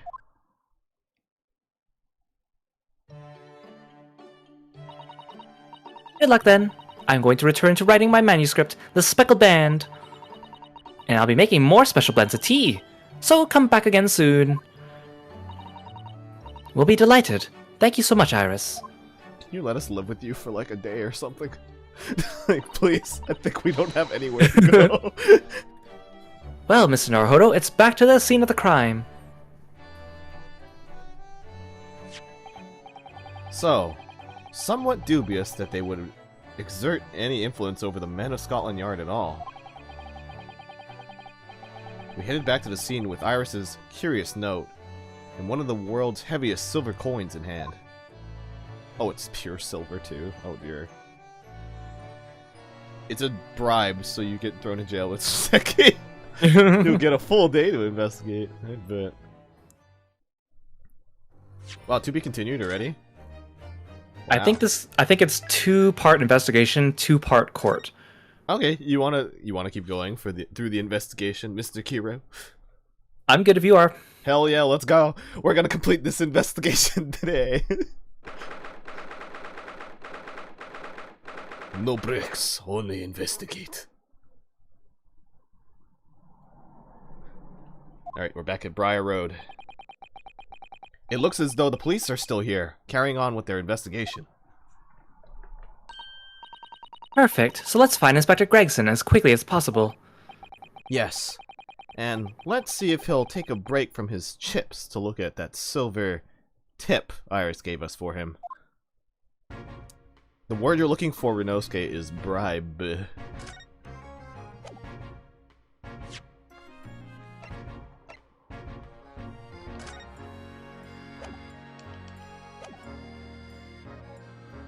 Oh, right, present. Duh. Present. God damn it. What are you doing over there fumbling with all your items, Ryunosuke? Don't worry about it, sir. I'm not being suspicious at all. Hey, Psycho Reaper, welcome to the stream. Hello, hello. Welcome, welcome. We're on the second part of the investigation now. Oh, right. That's me. Inspector Gregson, do you have a moment? I'm sorry to say I don't. I'm a very busy man. These chips don't eat themselves, you know. Much too busy to talk to a pair of foreign gadabouts, that's for sure. We have these for you. A present from Miss Iris Wilson. What? For me? From her ladyship? Wait, ladyship? Oh. God damn it. Her ladyship? Give that here! At once! Come on, hand it over! That's for me! Wow, he's fucking desperate. Don't wait for me to give it to you, will you?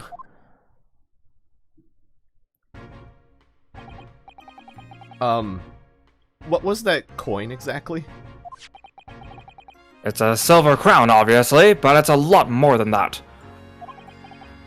It's an appearance fee, that's what it is. Iris Wilson is a ladyship? Yeah, she's a part of that that gacha game. Fucking what's it called?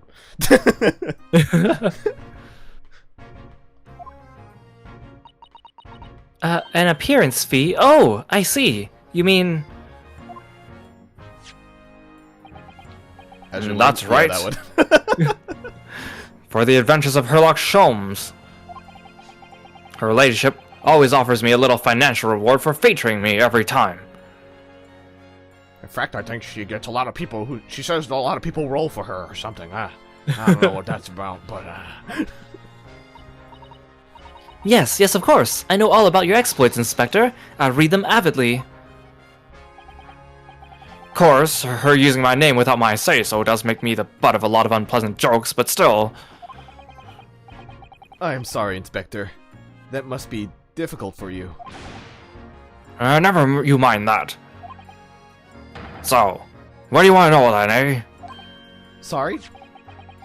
Tell the gentleman in black whatever he wants to know. I trust that won't be a problem, it says. Well, obviously it's not a problem, so go on, fire away what you want to know. Well, if you wouldn't mind, Inspector. We'd very much like to know the address of Mr. Natsume's lodgings. Ah, the little knife-wielding mustache Japanese fellow. He lives in a right old hovel. It's just over there, look. Oh, convenient. On the first floor of that house on the corner, where that wreck of a bicycle's propped up. That is nearby indeed. Indeed. If I remember rightly, the landlord is a Mr. John Garadab. Right, well... If you see her again, you make sure you give her ladyship my regards, you hear? Now I mean it, you tell her that Gregson sends his very best wishes. Don't worry, Inspector. We will. Goodbye for now, then. And long live her ladyship. Huh. Well, at least he told us what we wanted to know before he left. Yes, so then shall we go and see what we can find in Mr. Natsume's lodgings? Definitely.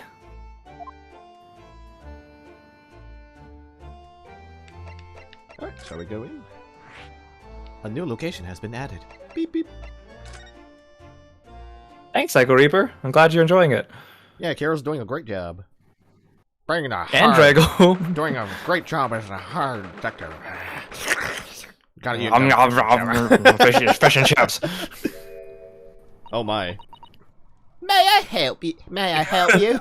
God damn it. It's so hard for me to switch to a higher pitch sometimes. Ah, yes. Would this be the residence of Mr. John Garadib? Indeed it would, sir. And who may I say is calling? My name is Rinosuke Naruhodo. Mr. Naruhodo is representing Mr. Soseki Natsume. I believe he takes lodgings here. We would very much like to ask him some questions about our client. Is she okay? Is having a seizure? One moment, please. I shall convey the message to Mr. Garadib. Yep, there she goes. Gotta love the ball dress draped over the cannon with its fuse pointed towards the fire. Oh. I didn't even notice that. Did you see that, Miss Susato? That was a real-life English maid. We should have cafes or something like that in Japan. It'll really take on. I know, as I understand it, anyone of standing in English society employs a number of household staff. But that was the first time I've ever seen one in the flesh. Oh, this day just keeps getting better. Never mind juror number 2 from the last case. Yep, definitely not that one. It certainly feels like we've really arrived now, doesn't it? We need only to meet a butler and the experience will be complete. Well, I'm not sure if I'd go that far, but I understand the sentiment. Thank you for waiting. Mr. Garadib will see you now. This way. This man is just the moon. So it's like his head is supposed to be the moon and his maid is supposed to be the sun. Oh, okay, I see it. I see it. Oh my god. Do you want me to do this one? I could do it. Okay. Oh shoot. How do I do this, man? Which accent should we give him? Yeah, which accent should I give? You know what? Hey chat, what accent should I give this guy? It can be either very appropriate or very inappropriate if you want. Oh, I know. You should make him Sykes from Kingdom Hearts. No, I'm not gonna scream right now. I'm so tired. Make him French. Ooh, I can be incredibly. Oh god, I'm gonna be so offensive with it. I'm so sorry. Oh fuck, what is French? Oh, good day. Oh, good day to you, Jean Garadib, at your service. Pleased to meet you, sir. This is Ryunosuke Naruhodo. He's a defense lawyer. Do excuse me not getting up. Took a shot to the knee a few years back in the Battle of Mawan, don't you know? Earned a medal for my pains, but had to withdraw from service. Hands over to the reins to the up-and-comings. So he's a retired soldier, and he refuses to turn his head. So it's only his side profile. Oh my god, Kiro, it's Pokemon Sun and Moon! Oh my god. Soul Link time. Damn. It's a hell of a job getting up and downstairs now, I can tell you. Don't get on much, as you can imagine. Yes, it's quite a climb up here to the second floor, isn't it? I was panting at the top of the stairs, as I'm incredibly out of shape. You really must take more exercise, Mr. Naruhodo. God damn it. Do you think so? Yeah, those Well, aren't cells Mr. in the Garrideb. fireplace. What the fuck? No doubt you were very courageous to earn yourself a medal. Oh, it was nothing. The medal's just a folder really. Wouldn't like to offend the general though, so I grudgingly displayed it on the wall. Why don't you fetch it down, John? Let these good people see it properly. It's just always in profile. Ah! That's it all, woman. Be careful. Oh, dearie me. I do beg your pardon, sir. You jolly nearly took the skin off my hands. I shall be more careful, sir. So anyway, there you have it. Living the quiet life now. Yes, I see. Now then, I hear you want to know about the chef lodging downstairs, is that right? Yes, we would be very grateful if you could answer some questions for us. Only to please, naturally. Especially if it helps to keep the peace here in Blightly. I forged an alliance with the Empire of Japan recently, as I'm sure you're aware. So this case is very much in the public eye, is it where? Oh, is it? I love how sanitary he's being with his drink. Yep. Look at all that tobacco just getting in there. Well, I guess it is leaves in a sense, right?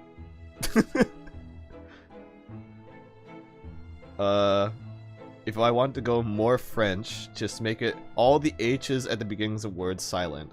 Oh god.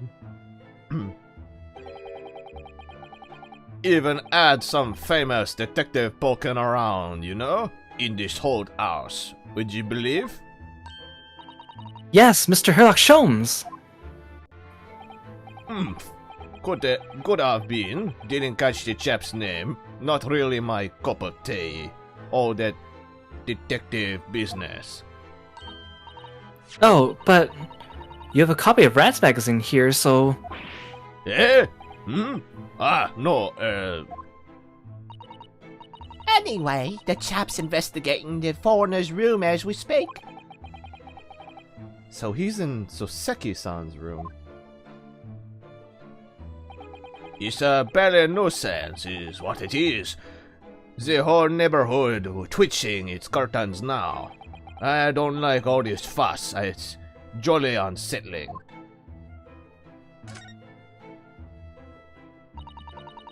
About Mr. Natsume then, Mr. Garida, please do tell us. Just realized Natsume, and then I'm just seeing a moon, so I'm just thinking of Harvest Moon. Ah, yes, the Japanese chap. Only been lodging here for a week. Oh, just 1 week? So he moved in very recently then. I have two lodgers most of the time, one on the ground floor and one just below us. The first floor room became available a week ago. You see? Ugh! Touch it all, John! Do be careful! Oh, my goodness, I'm terribly sorry, sir. If you want to know my opinion, I thought he was a shady sort from the moment I set my eyes on him. Oh, why? He seemed to have a most nervous disposition, always shaking and looking over his shoulder. The man had shady written across his sweat-soaked brow, if you ask me. I said to myself, Joan, that man is trouble. Sooner or later he's going to do something untoward. And I'm rarely wrong about anything. We won't be calling this maid as a witness, that's for sure. Was there anything else that struck you as suspicious about the man at all? Yes, oh yes, indeed there was. And she's dying to tell us.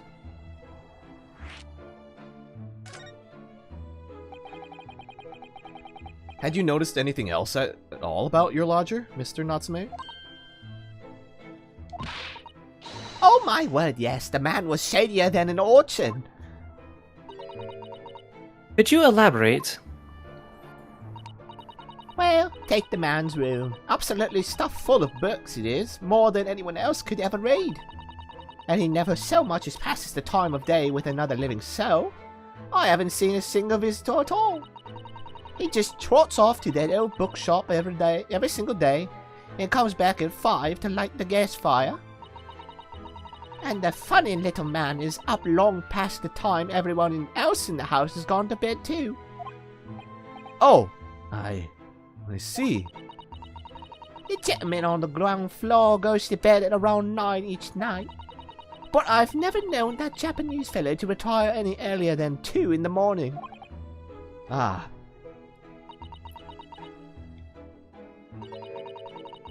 Could you clarify something, I wonder? What, pray? How do you know so much about Mr. Natsume's routine? Oh, I'd understood that neither of the lodgers live on this floor of the house. Is that correct? That's right, yes. They're both below us on the first floor and street level. Then how is it that you know so much about the lives of your lodgers? The precise times that they come back in the evening, for example, even the times they go to bed.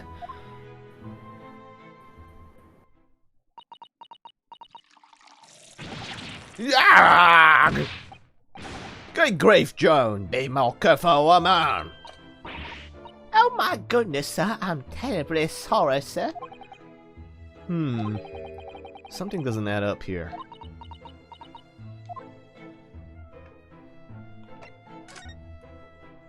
Her cheeks are so jiggly. Yeah, it kind of reminds me of like another character who had like Bikini. She kind of reminds me of Bikini's animations. Yeah, like how she has the laugh with her cheeks to go like all. Blah, blah, blah. You're right, you're right. It seems that the incident took place at around 5 in the evening. Did you happen to look out the window at around that time? The window? Yes, we noticed that the window over there looks out over Briar Road. The incident took place on the pavement, just on the far side of the street. Was there anyone suspicious loitering nearby? 5 o'clock. It is dinner time in the Garadab household. I'm afraid I don't remember anything. How about you, John? No, sir. I would have been dusk outside already at that hour. And with the fog as well, I think would have been quite impossible to see the other side of the road. Oh, I see. Did you notice anything else out of the ordinary then? Such as? Anything at all, even if it seems unrelated. Well, Yes? Was there something then? it's nothing particularly significant, but at around. Ugh! For the love of God, John, watch what you're doing! Oh, dearie me. What have I done? I'm awfully sorry, sir. Do be more careful, woman. It's like we've done this at least 4 times already. Of course, sir. If I may, Mr. Naraholo. Yes? I have an exceedingly good memory, and as far as I remember, nothing of any significance took place here at that hour. Nothing at all. Oh, really? Mr. Garadib? The way you were talking before, it sounded rather like there might have been. Oh, well, as I was saying, it was just a trifling matter, really. John, dash it all! What is the matter with you, woman? Begging your pardon, sir. Nothing happened. Yes. Nothing happened. We just sat down to a quiet, uneventful meal. John? That's right, Mr. Garadeb. What is the matter with these two? It sounds like something happened here in this room on the evening of the incident, but what? I wish I knew.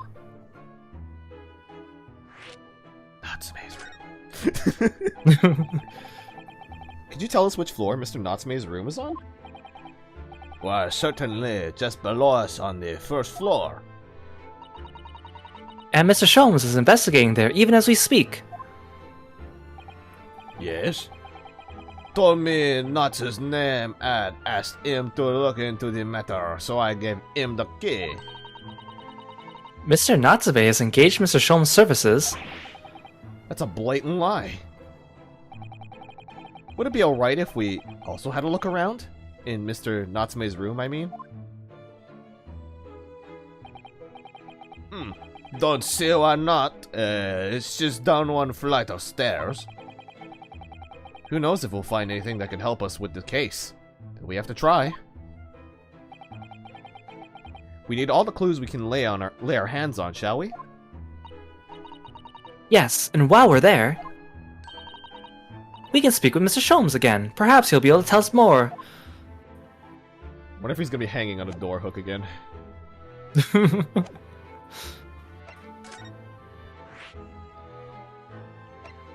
Down we go.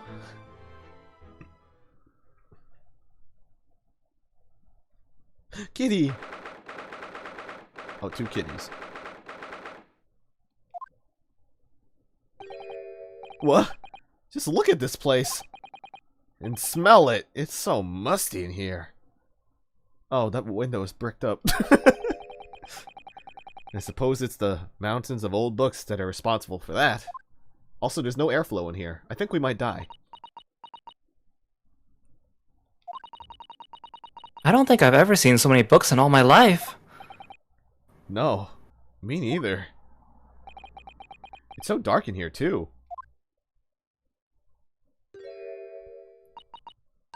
Is that the window over there? Well, it was the window, I think, yes. Once upon a time. But for some reason, it's been closed up with bricks and mortar. So this is where Mr. Natsume lives. By the by, I haven't spotted Mr. Sholmes anywhere, have you? No, that's true.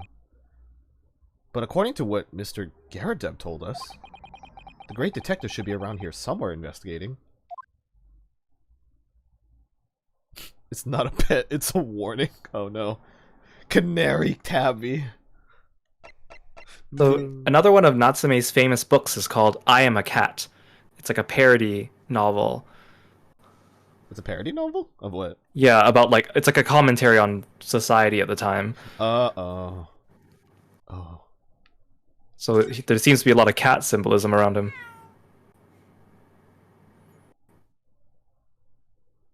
That's neat. Oh. Okay, bye. Bye. There it goes. Oh my, what an adorable little cat. Perhaps he's looking after all the books while his master is away. I don't know about that. He disappeared into the pile of books as quick as a flash. It was a tricolor Mike, wasn't it? Do they even have that sort of cat here in Great Britain? Perhaps Mr. Natsume brought the little creature with him from Japan. That makes me feel homesick now. Oh, thanks for the stretch redeem.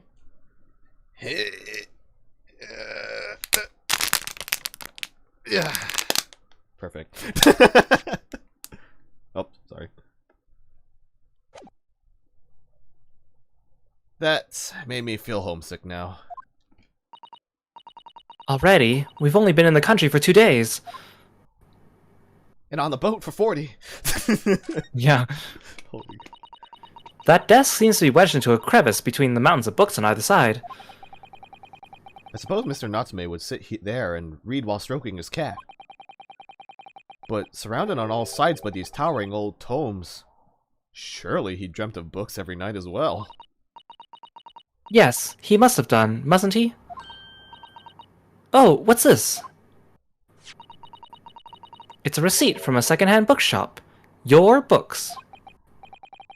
Oh, yes. Mr. Natsume's name is on it. Look, and the date of the purchase. 2 days ago at 4:45 p.m. That's It's the day of the incident. That's just a short while before he was embroiled in the terrible attack. He must have been out on his way back from buying some old books. Secondhand book receipt has been entered into the court record. Very convenient receipt has been added to the court record. He will now get cancelled on Twitter. Could you even call this a window? I think so. It was a window at one time, after all. Although, all that remains is a frame around some bricks now. So really, it's just a wall then, isn't it? But why would anyone deliberately brick it up like that? I'm afraid I have no idea. Ah! Perhaps Mr. Natsume painted the brick design on in a fit of whimsy. That's alarmingly feasible. Anyway, whatever the reason, the lack of ventilation in here makes the place very oppressive. It does. I imagine being cooped up in a room like this would be extremely trying. It sounds like an intensely philosophical question. Honestly, I was like, maybe it's all a metaphor of being trapped. Look at all these books stacked up there. They almost reached the ceiling. They're all works of English literature, and they all smell so musty. With this volume of books to hand, you'd never be short of reading material, would you?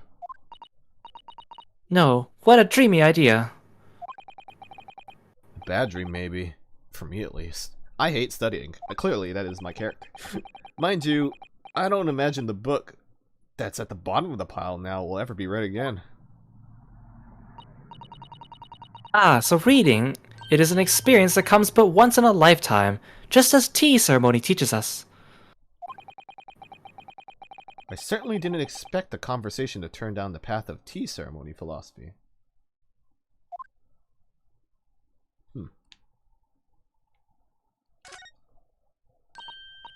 Oh look, it's a beckoning cat from home.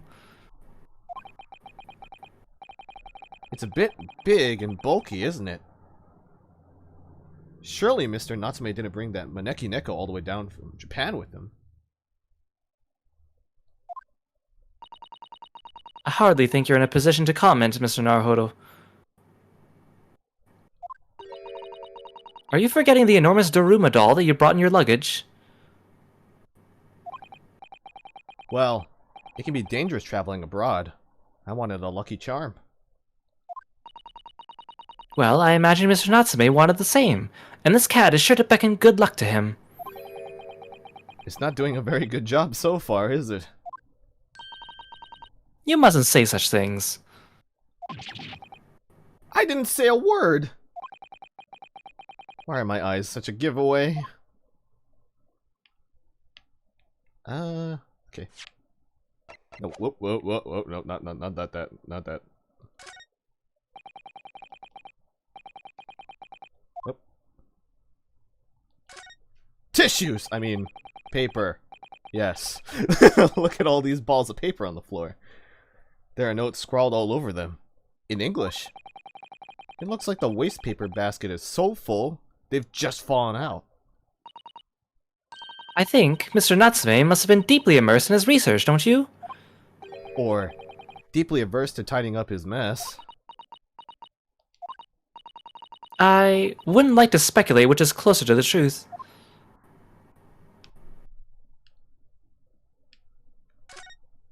Oh, hi. Ah, look, Mr. Naruhodo! Aha! There he is! Where did he appear from? He seems to be engrossed in the pages of an old book. I hope he won't mind if we disturb him. Hello, Mr. Sholmes! Ah, you two! Good day! Now, let me see, where was it that we met? Oh, Mr. Sholmes, we were together on the SS Buria. Yes, of course, the Buria. And let me see, what happened on that voyage? It was Kazuma Asogi. He died tragically. But you were a great help to us. Ah, yes, but of course, the case of Mr. Asogi. It was the one with the snake, wasn't it? Oh, Well, you seem to remember. Something of it, at least. what an honor to be remembered vaguely by the great Sherlock Holmes. Vaguely. This is Mr. No, no, my dear madam, hold your tongue. I pride myself on my superior powers of recollection. Your names are safely recorded in my brain attic. Miss Naruhodo. And Mr. Susato. Try the other way around, Mr. Sholmes. I lose the first round.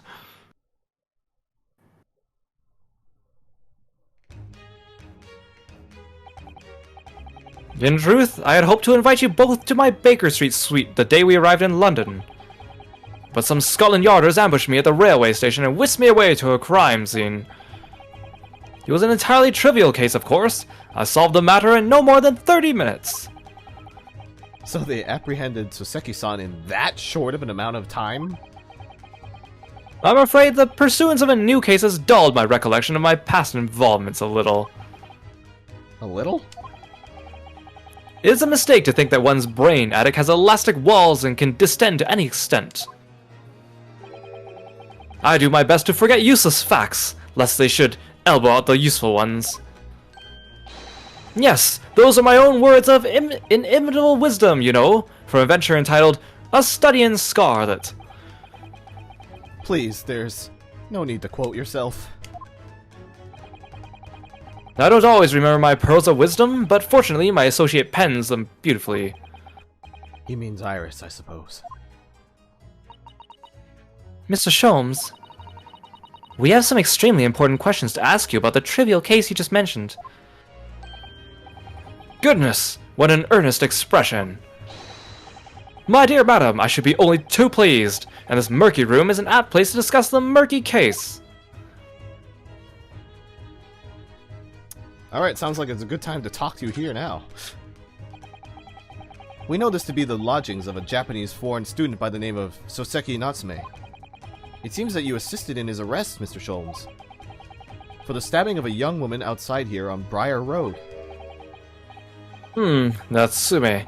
Yes, I believe it was a name rather along those lines. But Mr. Natsume denies it. Was it really justifiable to arrest him on so little? I'm sorry, Miss Susato, but I have not the slightest idea what you mean. What? I can't believe he was looking Susato-san squarely in the eye while feigning ignorance. I assure you, I am not merely feigning ignorance. It would appear as if the pair of you are under some misapprehension. Oh? How? I assure you, I have no recollection of accusing your stooped compatriot of the crime. But that doesn't make sense. The good detective of Scotland Yard made the following request to me, and I wrote verbatim. We need you to ascertain the identity and whereabouts of a man seen fleeing the crime scene. Ah, a man seen fleeing. There were a number of books scattered on the pavement of the scene. From the book plates, I was quite quickly able to determine the bookshop from which they had been purchased. On speaking with the proprietor, I was immediately led to his address. Elementary, wouldn't you say? I believe there is a receipt around here somewhere from that establishment in question. So you don't think Mr. Natsume is the culprit then? That I could not tell you. But it was aggravating my faculties, hence why I returned here. However, this place is such a trove of fascinating books, I found myself quite lost in bibliophily. Do not be deceived into believing that I am a man of leisure. No, no, no. Oh dear. The landlord. Ah, tell me. Have you encountered the landlord of these lodgings? Yes, Mr. URAunitB, a retired military man. It was the first time I've ever met a soldier from the great British institution that is the services. And it was the first time I've ever met a maid from the Great British Institution, that is... service. Ah, I didn't think it was that funny. I do apologize. As you may well be aware, many households in London employ a maid. Yes, I read as much in my Great Britain primer. And so conversely, whether or not a household employs a maid has come to betoken the social standing of these dwelling where they're in. Betoken their social standing?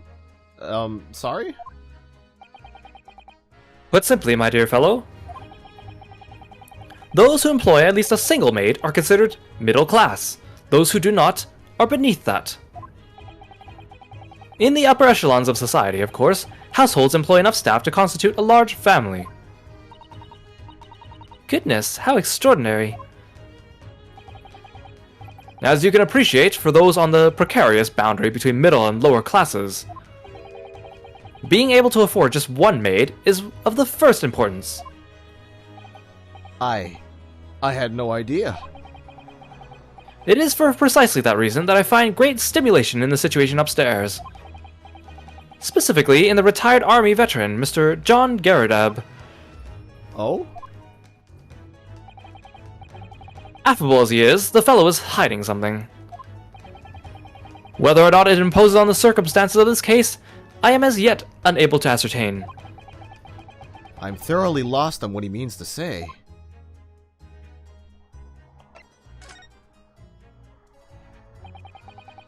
This room is thoroughly suffocating for the soul, my dear fellow.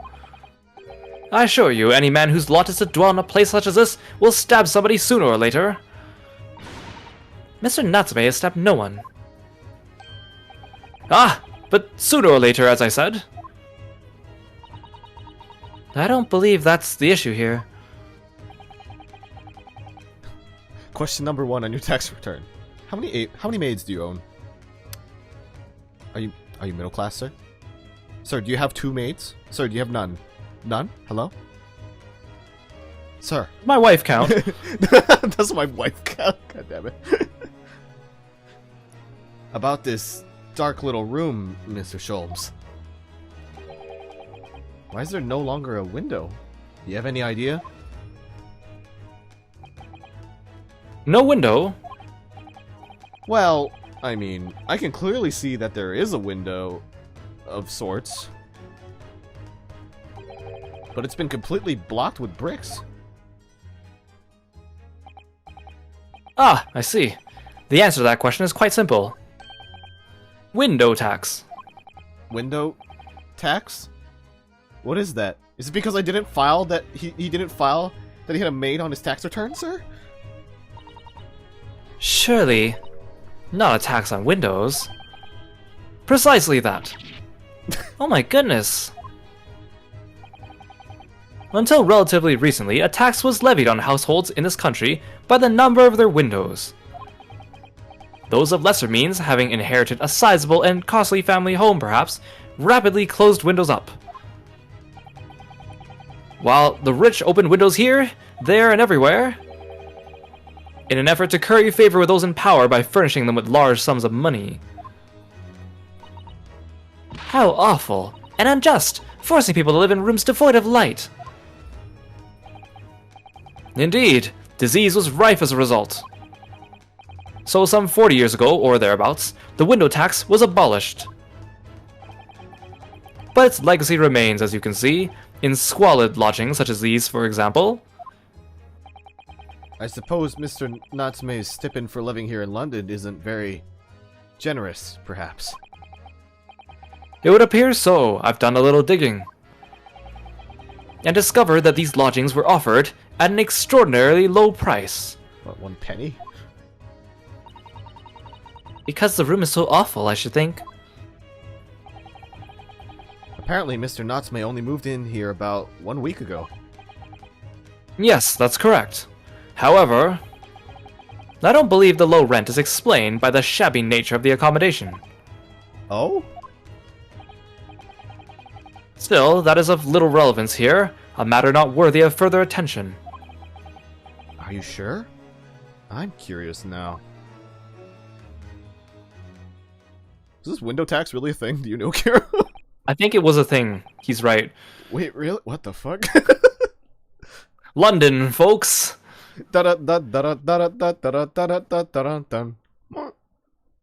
Well, I believe I've told you all I can now. Thank you, Mr. Sholmes. Ah, yes, Mr. Naruhodo. Was it not your intention to become a practitioner of law? You remembered that, did you? Will you perhaps be offering your services in this very matter, I wonder? To the occupant of this room, Mr. Natsume, was it? I'm not sure. Not sure? On what grounds? Well, I actually defended someone in court here only yesterday. Really? Well then, I congratulate you, sir, on an ambition realized, and so promptly too. The thing is, it's really made me question things. Am I right to believe in my clients? To trust in their innocence? Yes. Trust. Mr. Sholmes. Mr. Natsume didn't do it, did he? My dear fellow, I haven't the first idea. Oh, but I thought that's why you were here. Didn't you come back to investigate? Ah, yes, that was indeed my initial intention. But there are simply too many fascinating books in here. I couldn't possibly ignore them. Oh, I see. Nevertheless, there are two facts I can state quite unequivocally. The man who fled the scene of the crime 2 days ago was the Japanese occupant of this room. And there are witnesses who swear to having seen the same man commit the crime. That is all I can say. And one more thing. Oh, what is it, Mr. Sholmes? Tell us. I cannot say with any certainty whether or not it is of relevance to this case, but I am quite sure that the retired army man who owns this property is hiding something. Mr. Garadeb is... Mr. Sholmes said as much before, actually. Didn't he? Anyway, at present, that is all really that plays on my mind in relation to this case. Mr. Naruhodo, as yet, our investigations have uncovered nothing that could help establish Mr. Natsume's innocence. No, you're right. Perhaps this time we probed a little deeper into Mr. Garadeb's secret. Just remember, I cannot be sure whether the landlord's secret will prove to be of relevance or not. But I wish you every success, of course, Mr. Naruhodo. Thanks, Sholmes. Oh, where'd he go? Farewell. A busy man indeed. He's gone back to his book in the corner of this room. Oh. Can I see him? Yep, there he goes. Yeah, there he is. Alright, cool. He didn't just ditch us. Alright, Garadeb. Let's see what you gotta say. Oh, you even... Oh, gosh darn it, woman, stop pouring the tea! Damn it, my leg! It's on fire! Her tea is as infinite as Gregson's fish and chips. Man, they just practiced black magic in London. I can't believe Fate Stay Night was right all up. Hogwarts is real. Oh no! Oh, I just realized that he actually has like a whole portrait of him in the... Yeah. His big-ass moon head. Ah, you back again. Tell me, was the detective chap, forget his name, still hard at work down there? Mr. Herlock Sholmes? Ah yes, rings a vague bell. All that detective business isn't really my thing, I'm afraid. Well, Mr. Sholmes is in his element down there. Jolly good show. Another cup of tea, if you please, John. Now then, why don't you... Ah! For the upbeat time, woman, will you watch what your pally will be doing? I shall be serving dinner shortly, sir. Yes, yes, of course. Frightfully rude of me, but I'm afraid I shall have to ask you to take your leave. If you'd be so kind. Oh, yes, of course. We are deeply grateful for all your assistance. Not at all, not at all. Don't get much chance to talk with young foreigners like yourselves. It's been a pleasure. Best of luck in all that. Perhaps you could see yourselves out. According to Mr. Sholmes, Mr. Garrideb is hiding something. And since no other avenues of investigation seem open to us at the moment, perhaps we should do some digging. I just saw Sholmes magically fade into the screen on the right, so, Magic. black magic. Why don't we look at this cannon? It's just been here. That's a full-size cannon! What's it doing in here? Oh my, it's real. I thought it might be a replica. That old thing? Bah! That's little more than a toy. Sorry? The army was selling it off when I retired, so I decided to give it a new home. Never know in the enemy might attack next.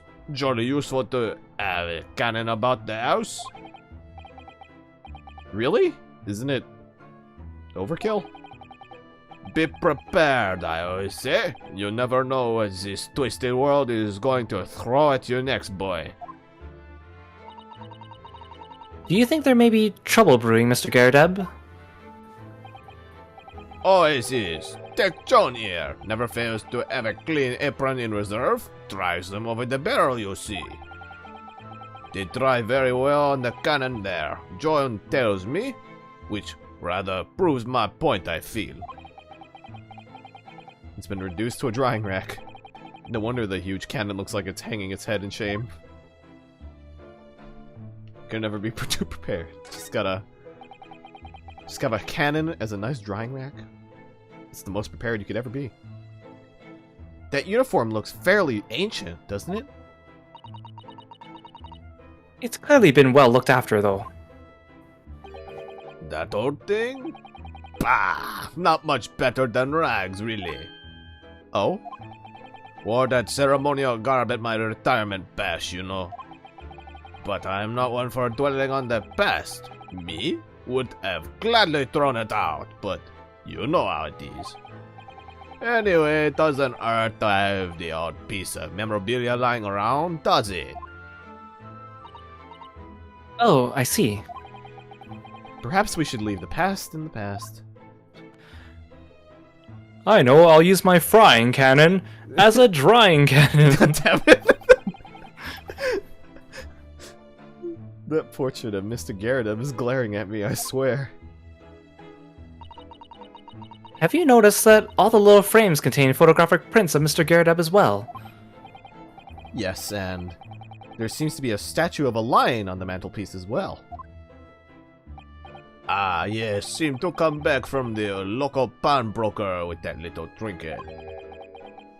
Seem to come back? What do you mean?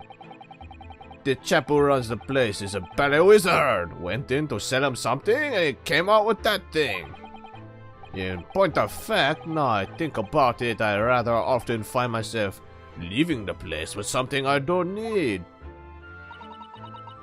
The lion ornament certainly does seem surplus to requirements.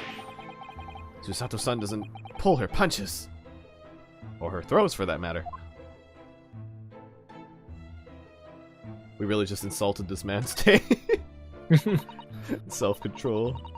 Look at that enormous screen. It must have been put there deliberately, surely. Yes. It certainly seems like someone's trying to hide something from view. What could be behind it, I wonder? I'm going to have a very quick look. Just a little peek. Ahem, ahem. Maybe let's not, Mr. Sato. I think the maid is going to head us off with a cup of tea. Ahem, ahem. Yeah, that's, this floor doesn't look concerning at all, you know? Definitely not concerning. Anyways. Also this. Definitely not concerning. Look at this, crockery on display here. Crockery. It's rather unusual, isn't it? Oh my, a genuine London dresser. Isn't it delightful? Although the shelves seem to be broken and the crockery is... oh dear, it's in pieces. He really is. The word cracked wouldn't do Chinaware justice. Ah, I wonder. Perhaps the cannon was fired at it. Yes, probably something like that. But let's not delve too deeply here. Oh, thanks for the hydrate redeem, Arudori. Thank you, Thanks, Aru!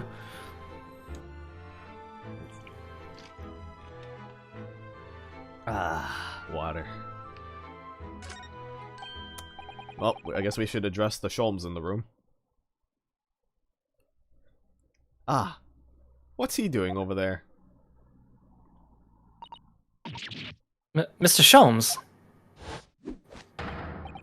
Aha! We meet again, my dear fellows! Good gracious, when did you sneak in here? Sherlock Sholmes, sir, at your service. Whatever were you doing over there by the window? I am given to watching the evening sky as the sun sets, madam. Yet sadly, cheerful as the room downstairs undoubtedly is, it lacks an aperture for such observation. So I took the liberty of boring a small corner of space by the window up here. Well... Keeping an eye to one's windows at dusk is the prudent thing to do in London, I'm gathering. Ah, and one other thing, Mr. Naruhodo. Oh, me? I thought perhaps you might be in need of a certain great detective's great mind. Wait, he's not talking about... Is he? I didn't expect to be going through that again so soon. Look at your hands, I've unshackled your binds. God damn it, not again! What do you mean, Mr. Sholmes? There is a mighty secret in this modest room. My eyes see even the most trivial of trifles. I take it you're prepared, Mr. Naruhodo. Be prepared. I think so. There is just time enough for one of my greatly admired great deductions. Let us conclude the matter before dark. Oh, here we go, baby. Let's go! Let's go. Mr. Garadeb. Though it would seem you are a military man of considerably distinguished service, your standing as a landlord is most certainly not what one might call first-rate. Eh? I'm afraid, sir, that is all too clear to me. There are two conclusions I've been able to draw by careful observation of your living arrangements. I beg your pardon?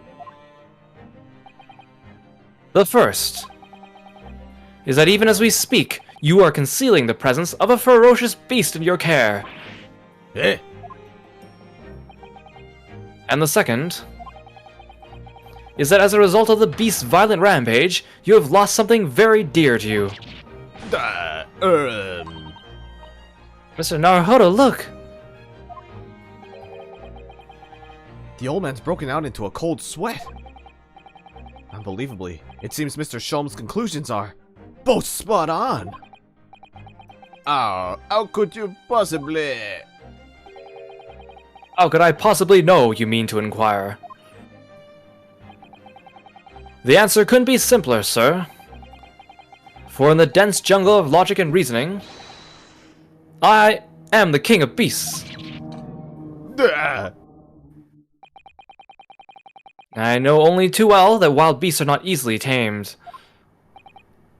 So, shall we begin?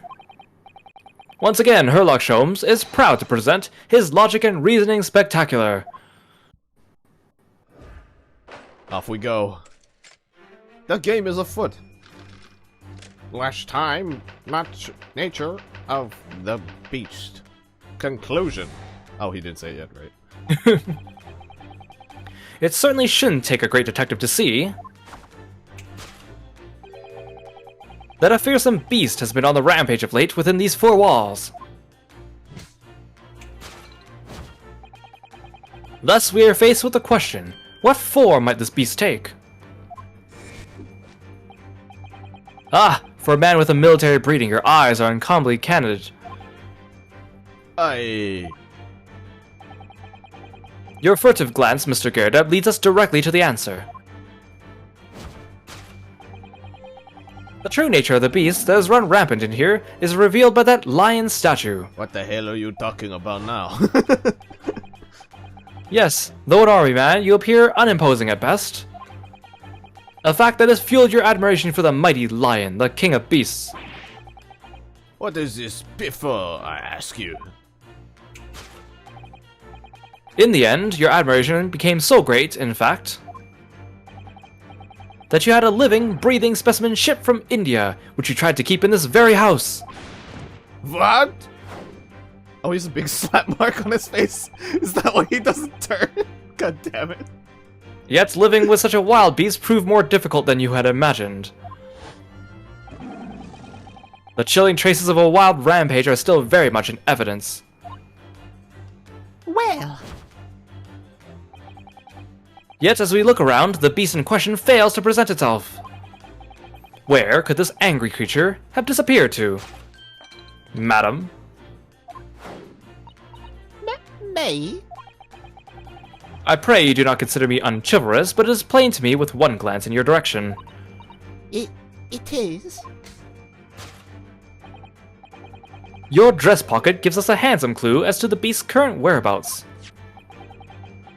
For protruding from it is a handbill advertising a circus show. Turnabout Huh? Big Top. Oh no, no, not again! Yes, you sought to dispose of this terrifying lion, Mr. Garadab.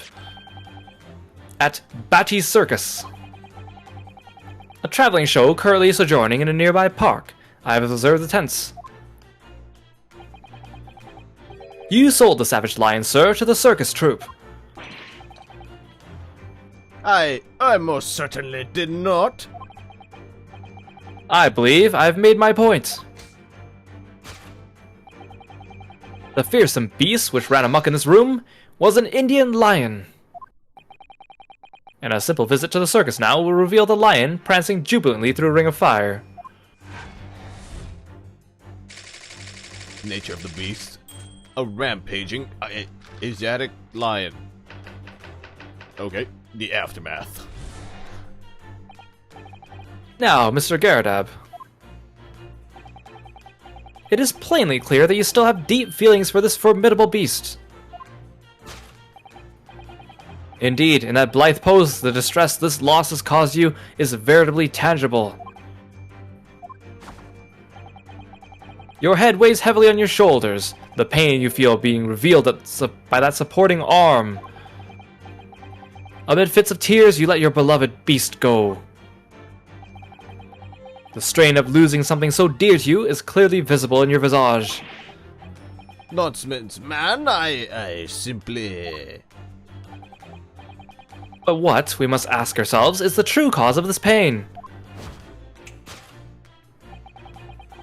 And we need only follow the direction of your gaze to find the answer. Yes, it is this pile of bills that has given rise to the pain you suffer.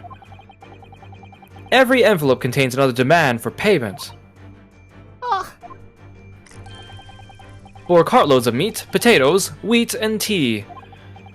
Indeed, feeding your beloved has had a devastating impact on the financial circumstances of your household. And so we had no choice but to let it go. Yes, well, Now, in a final fit of rage, the ferocious beast carried out one last, unimaginable attack. Unimaginable? The aftermath of which can be clearly seen by observing the carpet over there. A very expensive woolen carpet, if I'm not mistaken. Oh, dearie me. What could have caused such a destructive outburst? Ah, This time, madam, I'm afraid it is you who has inadvertently revealed the truth to me. Your wandering eye has settled upon the answer very neatly indeed. Yes, to explain the dire state of the carpet, we need only look at the Tower of Cakes. huh?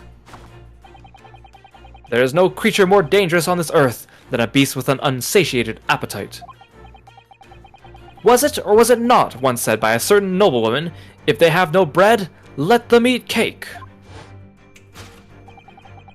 Food is at the heart of all tragedy, in fact. Whatever do you mean? Having tired of the taste of cake, the beast began to stalk its next prey. I'm sure I need not spell out the nature of this final act of destruction carried out by the beast. There's only one logical conclusion. Worked into a frenzy by hunger, the lion attacked and ate the carpet.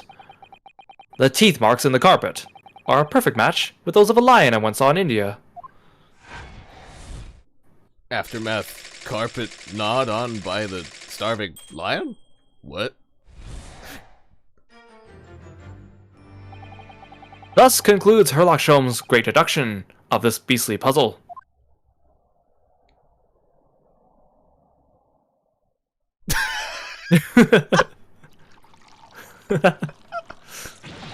Gah! What is the matter with you, John? You're pouring scalding hot tea all over me again. Oh, I'm sorry, Mr. Garadeb. I'm afraid I didn't notice. My deductions can be startling sharp. It stands to reason your cup runneth over. Indeed, my revelations can make people spill tears at times too. Oh, Mr. Sholmes, sorry to butt in again, but could I make an observation? Why certainly, Mr. Naruhodo. What is it, again? Well, your deductions just now. Do you really think a lion could have fit inside a room of this size? Indeed, it is the only explanation for the facts. The terrifying truth all too often lies beyond the realms of common sense. I think we were going beyond common sense at this point. But wouldn't it be an idea to consider what lies inside the realms of common sense as well? But if an uncaged lion had run amok in this very room, surely Mr. Garadeb and his maid would have been hurt, or worse. Ah, that's where you're stuck. No doubt the former military man held his own against the beast using that large cannon. I thought you said that they sold the lion to the circus. And what about the food? Meat and potatoes are one thing. But I don't believe I ever heard of a lion that drinks tea. Ah, my dear Miss Susato, it occurs to me with some regularity that irrespective of race and breeding, whenever anyone lands on Great British soil, they are infused with a highly appropriate taste for afternoon tea. Oh, what a glorious notion. Well then, Mr. Naruhodo, it's your turn to shine again. I had a feeling that was coming. A slight massage, that's all Mr. Sholmes' deductions need. You can do it. Excellent! I've been waiting for my trusty partner in deduction to step forward, Mr. Naruhodo. We don't even know yet whether or not this is going to help with Mr. Natsume's case. Still, uncovering the truth is always worthwhile, whatever the motivation. At least, that's what I want to believe. Let us start again. From the beginning. of Herlock Sholmes, Logic and Reasoning Spectacular. Course correction. Hold it!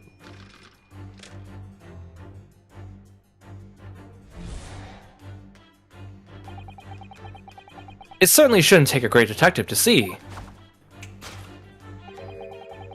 that a fearsome beast has been on the rampage of late within these four walls. Thus, we are faced with the question, what form might this beast take? Ah, for a man with a military breeding, your eyes are uncommonly candid. Yeah. Your furtive glance, Mr. Garridab, leads us directly to the answer.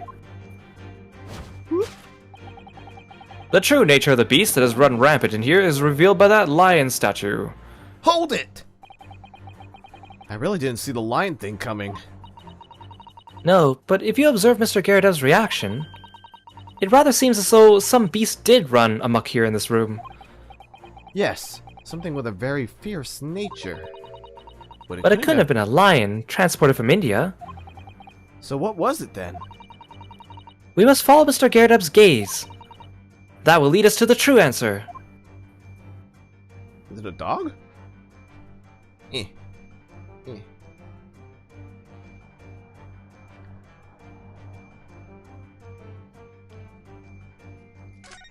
Whoop. Oh. What's this photograph? It appears to be from Mr. Garridab's wedding. He looks very happy, doesn't he? He does, but you can't make out his bride. No, how unfortunate. Something must have struck the glass directly over the woman's face. I wonder what happened. Probably best not to delve too deeply here. What really caused the damage in the room? The bride! The glass is broken, so you can't see the bride's face at all. But no amount of cracks could hide the woman's plump form. I think powerful would be kinder than plump, Mr. Naruhodo. Yes, she certainly looks that. There's a lot of horsepower there. Oh my god. God damn it. Dude, please. Not someone you'd want to upset, that's for sure. Oh look, have you noticed her wedding ring? It's very large, isn't it? Yes, that's an unusual design. It looks like some sort of embellished sunflower.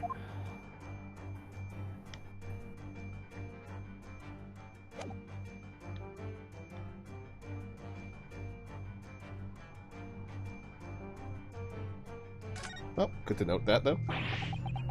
These are shells from the cannon, are they? What a strange place to keep them. I imagine they have some significance to Mr. Garridab, from his time in the army. Ah, of course! He mentioned a battle to us before, didn't he?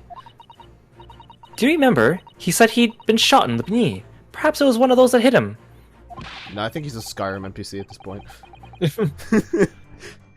If a round that size hit his knee, there'd be nothing left of it. Or Mr. Garridab, for that matter. Mr. Sholmes has a Persian slipper, and this man has spent shells. Perhaps it's customary in Britain to display, well, rubbish on the mantelpiece. Oh, it's funny, because I actually didn't even do the observation on the... Oh. Oh.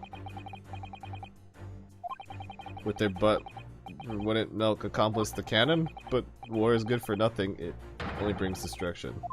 Whoop. That deduction was wanting in every way. Yes, I was wanting you to hear it. I'm quite proud of it. I find myself wanting never to have heard it. I'm quite pained by it, in fact. Oh, sorry. I'll try again.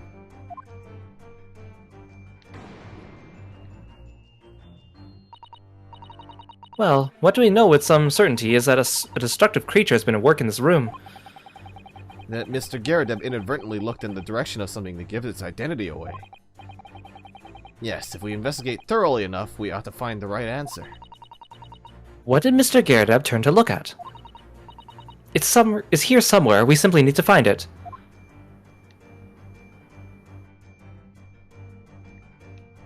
Is it really only the wife photo?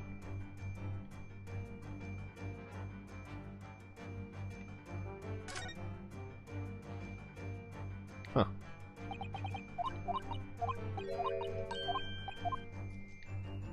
Take that!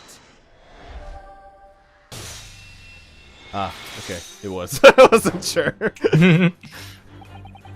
The true nature of the beast that has run rampant here is revealed by that newly-wed bride. Precisely, Mr. Naruhodo. No other explanation could possibly fit. Certainly not the mortar shells. Who would think that? Definitely not those. Yes, this frame print pictures your wife, Mr. Gyarados.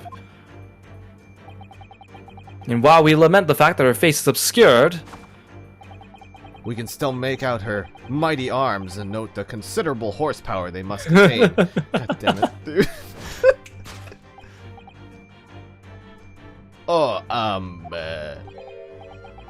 indeed, surely any woman of such powerful constitution would be honored to be described as a beast. Honored might be stretching a point. Too late. The fact remains that the beast, which so clearly savaged this room, was your wife, Mr. Gyarados. Yeah! The chilling traces of a wild rampage are still very much in evidence. Well, Yet, as we look around, the beast in question fails to present itself. Where could this angry creature have disappeared to? Madam? me? I pray you do not consider me unchivalrous, but it is plain to me with one glance in your direction. It is. Your dress pocket gives us a handsome clue as to the beast's current whereabouts. The poor, fragile, defenseless woman is beside herself. Well, I don't know about fragile. Oh dear. Anyway, Mr. Sholmes is quite right. There's no sign of a Mrs. Gyarados anywhere. But it seems there may be a clue as to her whereabouts. A clue that this maid is trying to hide. I wonder where Mr. Gyarados' wife could be. Good question, Mr. Naruhodo. Good question indeed. She's wearing a very large ring. Look. Oh yes, a sunflower design with some rather nice embellishments. And it's on the ring finger of her left hand, which means it's surely a wedding ring. It looks like it looks like it's on there for life too. I can't imagine it would slide off a finger. God damn it! No. God damn it! That's something to think, Mr. No, not to say. Do you know Mr. Gyarados' wife in the photograph had a ring very much like this one? It was a large sunflower design as well. Really? You have a good memory for these things. A large sunflower wedding ring. It's quite a coincidence that they have the same ring, isn't it? Gee, Naruhodo, I wonder what this could possibly mean. Your wedding ring gives us a handsome clue as to the beast's current whereabouts. Ah, Indeed it does. That flowery band gleaming on your finger gives you away.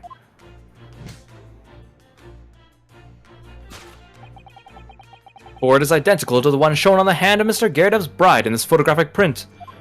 Although it looks more like a flower in this case. In other words, you are no ordinary household maid. No. You are Mr. Gyarados' lucky bride. You are Mrs. Gyarados herself. oh my word!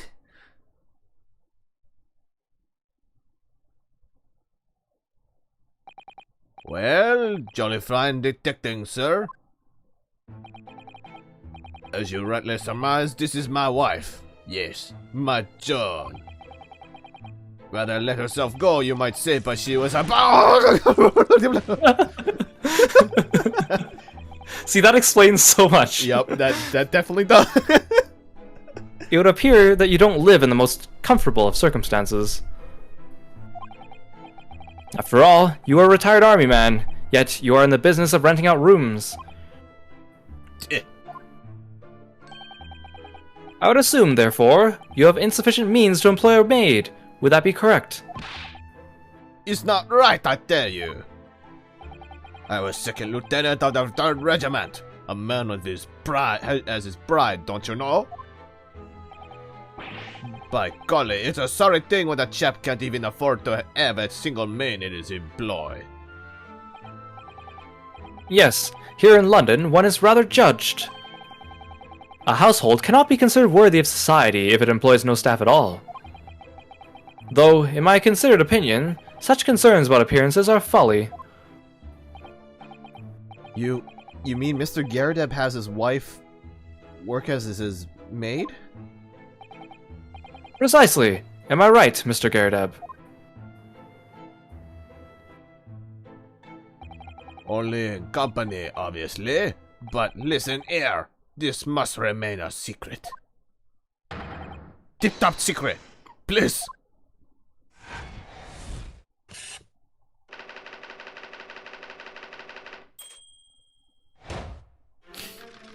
God damn it. So she chewed the carpet. She chewed the carpet fully. Now, Mr. Garrideb. It is plainly clear that you still have deep feelings for this formidable beast. Indeed, in that blithe pose, the distress this loss has caused you is veritably tangible. Your head weighs heavy on your shoulders, the pain you feel being revealed by that supporting arm. Mr. Sholmes is quite something. He's still calling Mr. Garrideb's wife a beast. Yes, as a woman, that feels rather uncomfortable. But Mr. Garrideb is standing beside her husband as we speak. In other words, he hasn't lost his beloved at all, has he? Oh, how true. So perhaps that supporting arm, that seems to be propping up his head, has some other significance then. According to Mr. Sholmes, Mr. Garrideb's pain is tangible, though. What could that pose of his really signify? I don't know. Gee, what do you think, Naruhodo, about this about his cheek right now? Oh my! Look at that bright red mark. Gosh, that's quite something, and clearly made by somebody's hand. Yes, Mr. Garrideb has been slapped on the face, it seems. Hard. I've never seen such a clearly defined mark. Whoever could have done such a thing? Well, there's a very limited number of candidates, I'd say. Take that!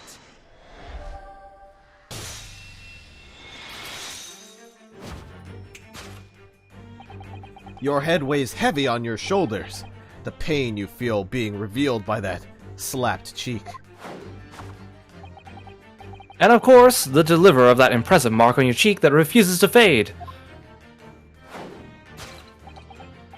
Was you, Madam Joan Garrideb? Well, yes. You have been desperate to hide that slap mark on your cheek, sir. Ah!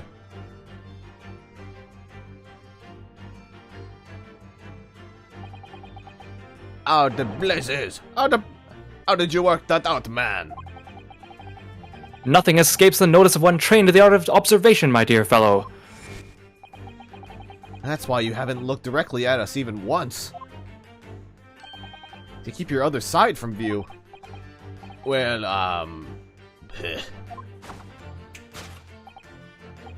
Now, let us proceed to the next conundrum. Why were you subjected to such a violent slap? In other words, we must ask ourselves, what caused Madame Garrideb to fly into a rage? And we need only follow the direction of your gaze to find the answer. Yes, it is this pile of bills that has given rise to the pain you suffer. Didn't Mr. Sholmes say the bills were all for lion fodder? Yes, but now we've established that the lion never existed.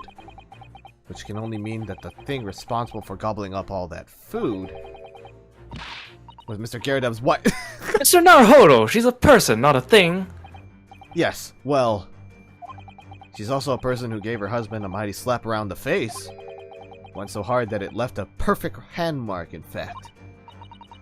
Yes, why would a woman want to hit her husband with such force, I wonder? I'd love to know the answer to that question.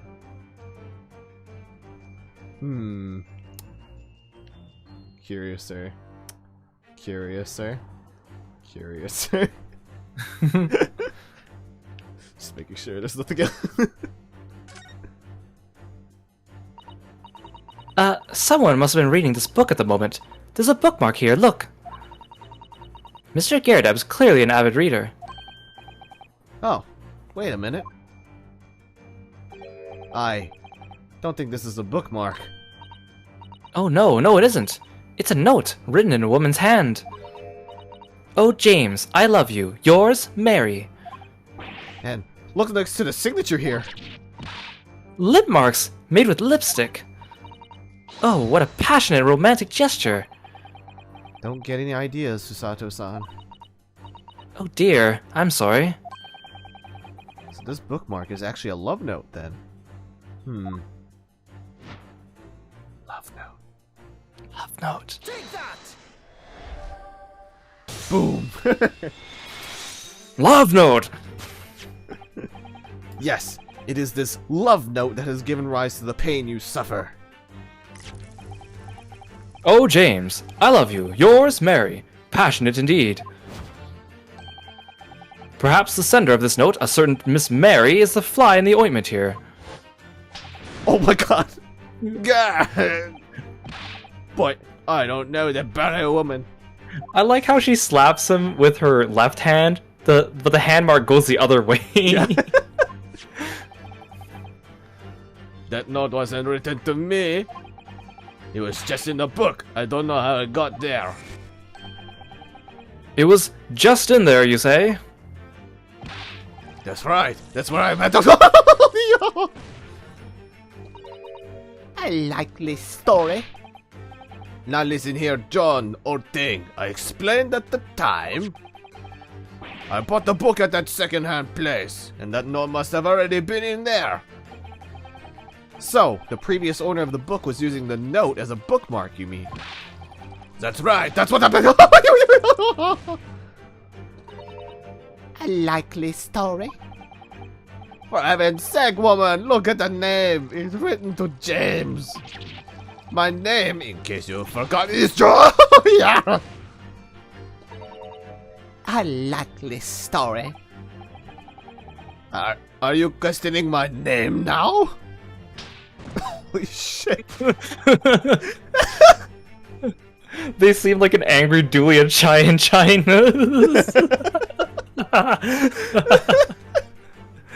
And there we have it. Arouse the suspicions of the female heart, and you unleash a beast with the most ferocious bite.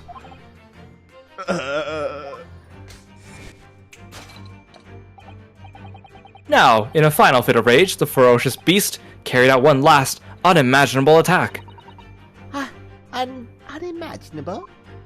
You devoured the carpet, my lady. You ate it wholesale. The aftermath of which can be clearly seen by observing the carpet over there. A very expensive woolen carpet, if I'm not mistaken. Oh, dearie me. What could have caused such a destructive outburst? This time, madam, I'm afraid it is you who has inadvertently revealed the truth to me. Your wandering eye has settled upon the answer very neatly indeed. Yes, to explain the dire state of the carpet, we need only look at the Tower of Cakes. But surely Mrs. Gyarados didn't eat the carpet? No, of course not. But there doesn't seem to be any doubt that the state of disarray that this room is in is a result of her wild temper. No. No, that's true. So this is the last part of Mr. Shom's deduction that we need to fix. We need only to follow Mrs. Gyarados' gaze, and that will tell us the real answer. Alright, Let's see what we can see. Yes. Do. Oh, look, what is this? The carpet here has been ripped to shreds. Yes, and according to Mr. Shom's deduction, the tears match those made by an Indian lion's teeth exactly. Oh, look here. What is What it? is it? Oh, if you look closely at the edge, you can see scorch marks. Oh yes, so you can. In that case, perhaps the carpet wasn't eaten in the normal sense at all. Let's rethink this with that in mind. Can I... Do I have to turn it more? Candle? No, not carpet. Candle. Wait, look at the candle. Oh, candlestick. Ah. It was Mr. Garrett with the candlestick in the dining room. No! This looks like a very old candlestick, doesn't it? The base looks too small. Surely it's very unstable. It looks to me like even the slightest knock would make it topple over. Oh dear, that would be dangerous. Wait, take a closer look at this! There's one candle missing! Yes, I didn't notice that before. Why is that, I wondered? Oh dear, oh why, I wonder where that other candle... The candle must have eaten the carpet. Oh my god, I can't believe candles are so powerful now. Rip to shreds, yes. Look here, what is it? Oh, okay. Can I not get the candle? Candlestick. To stay booted.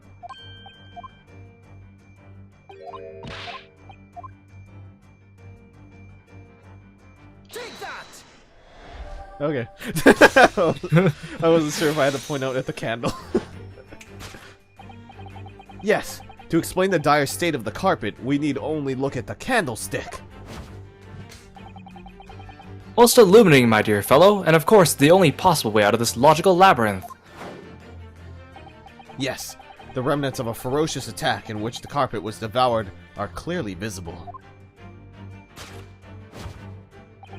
Indeed they are. Oh. Indeed they are. The scorch marks at the edge clearly give the truth away. Scorch marks? It would appear that this room was the scene of a little marital altercation. Miss Garrett's mighty arm muscles left an impression not only on her husband's face, but on the entire room. The force of her strike caused the candle to fall from the holder. And in seconds, the carpet was alight, and the whole corner of the room in flames. Yes, For the most ferocious beast in this world is neither a violent lion nor a vengeful woman, but fire. And in this room, that ferocious beast bared its claws and ran amok. Eloquently put, my dear fellow. As you see, there's but one conclusion here.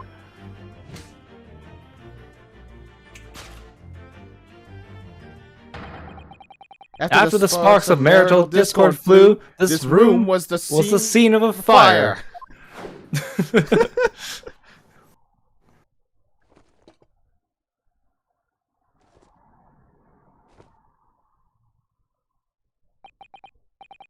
Mr. Sholmes, sir, I salute you. Oh, he's dead. Oh, no.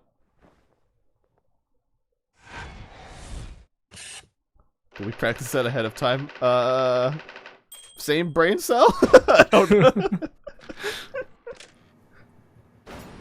Deduction complete. Elementary.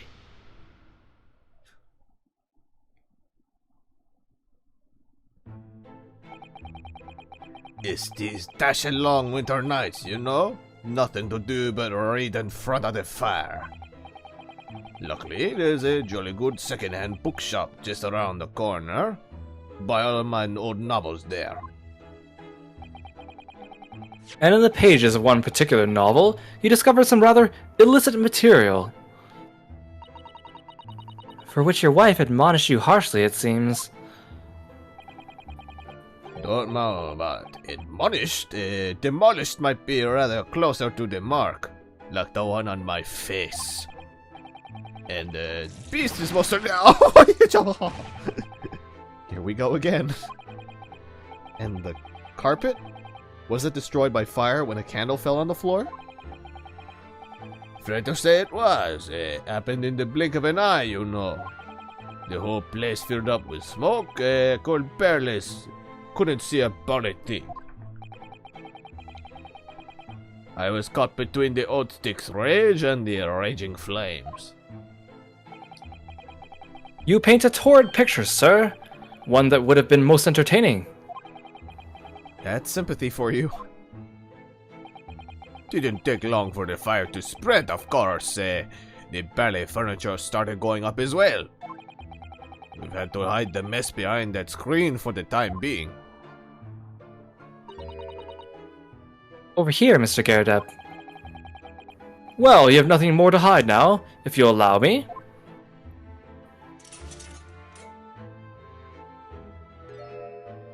Ooh. And all my favorite old novels in the case. But as soon as the fire got hold of them, that was it. Whoosh, up in smoke. Gosh. Then the wife started hurling things at me. What a terrible sight it must have been. There was I, back up against the window, under heavy enemy fire. Incendiary books coming 10 to the dozen. Worst of it is, I lost my favorite, a book called The Lion's Pride. The Lion's Pride, ah yes. Your notorious love of big cats coming through again. I assure you the title didn't influence my choice in the slightest. So the poor man really did lose something dear to him as a result of the ferocious beast's rampage. Mr. Shom's deductions turn out to be correct once again. It can only be described as a great British wonder. I tell you, it was total carnage, flames everywhere, and the old stick in full fettle. Out of interest, what time of day was that?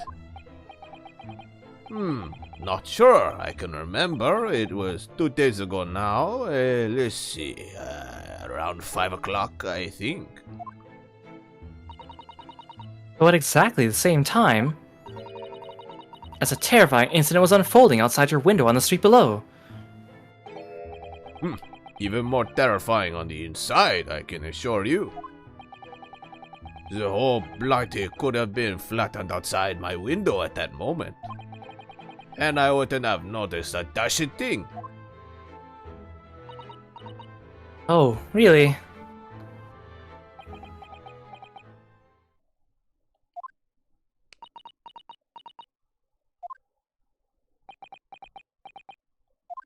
Her nameplate finally changed to Joan. Yeah, it's finally Joan now. Mr. Sholmes. Yes, Mr. Naruhodo, what can I do for you? Well, I think we've got to the bottom of Mr. Garrideb's situation now. But what does it have to do with Mr. Natsume's circumstances? I can't help you there, I'm afraid. What? My dear fellow, if you recall, I did say as much from the outset. I warned you that although I knew the retired army man to be hiding something, I could not be sure whether his secret would prove to be of relevance or not. I just knew you were gonna say that. Aw, man. Now, Mr. Naruhodo, you mustn't lose heart. Bear in mind that all things fall into one of only two categories, those relevant to the case, and those not. That makes no sense to me. Well, no matter. It is of far greater importance that you make up your mind now. Sorry? Visiting hours at the prison will soon be over. Oh no. Is it that time already? If we're to accept Mr. Natsume's case, we have official paperwork to attend to. So that's it. No more time to think.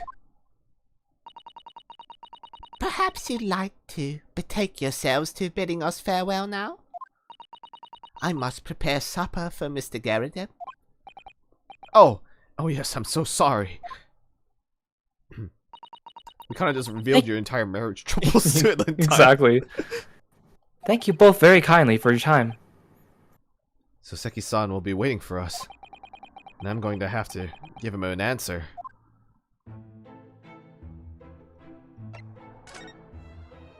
Well, back to the prison. Hey, Soseki, we learned something about your landlord. Isn't that hilarious? Yeah, his wife beat him. Oh, we're on the road.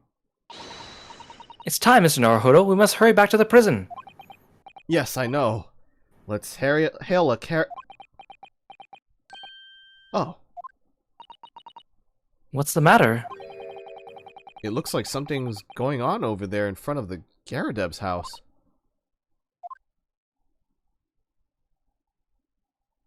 Who the fuck are you? I know thee not, old man. Fall to thy prayers. Who are you calling an old man, you rum-looking ninny penny? There are more things in heaven and earth, Horatio, than are dreamt in your philosophy. Who's this Horatio fella, eh? What are you on about? Excuse me. What the? Who are you now? I'm sorry, it just looked as though there might be some problem here. And my associate here, Mr. Ryunosuke Naruhodo, is a lawyer, you see. A lawyer? What? If I can be of any assistance, I'd be happy to help. I'm from Japan, but I have studied English law. Fine, I'll be on my way for today. Will you mark my words? This ain't over yet. Get thee to a nunnery! Do I look like a bloomin' nun to you? What the fuck? I do hope you're not injured. Oh, fair Eastern maiden, thou art so gentle. Thank you. What was that all about? There are more things in heaven and earth, Horatio, than are dreamt of in your philosophy. I'm not Horatio either. Forgive the inquiry, sir, but... Are you a lodger here? In the Garadeb residence? Oh, fair Eastern maiden, thou art so right. Yes, I do dwell in this humble abode. Mr. Garadeb mentioned that he had another lodger. Didn't he? This must be the man. Oh god, is he actually in the circus? Do you happen to know the other lodger who lives on the first floor? Ah, yes! A gentleman named Natsume. Oh, no more worthy of polemist in my battle of words there could be. Sorry, battle did you say? Who is the stronger, Hamlet or Macbeth? Mr. Natsume and I sparred long into the night. I see. I don't fully understand, but it seems Mr. Natsume and this gentleman are acquaintances, at least. So fair maiden, so good gentleman. I can tarry here no longer. Fare thee well. I didn't really understand him, but I think he's returned to his room. It seems he's unaware of what's happened to Mr. Natsume, so he can't really help us. With Soseki-san and that man as lodgers, the Garadeb house is certainly full of eccentrics. Anyway, I'll go and find a carriage. Yes, I'm sure Mr. Natsume is eagerly awaiting our return. Let's hope we can get to the prison before visiting hours are over. When one engages in a battle of clownery with a jester, the dust settles to leave two fools standing. Yeah, not wrong. I love the characters in this game. I just wasn't expecting so much doofiness to happen on this game. Alright, him.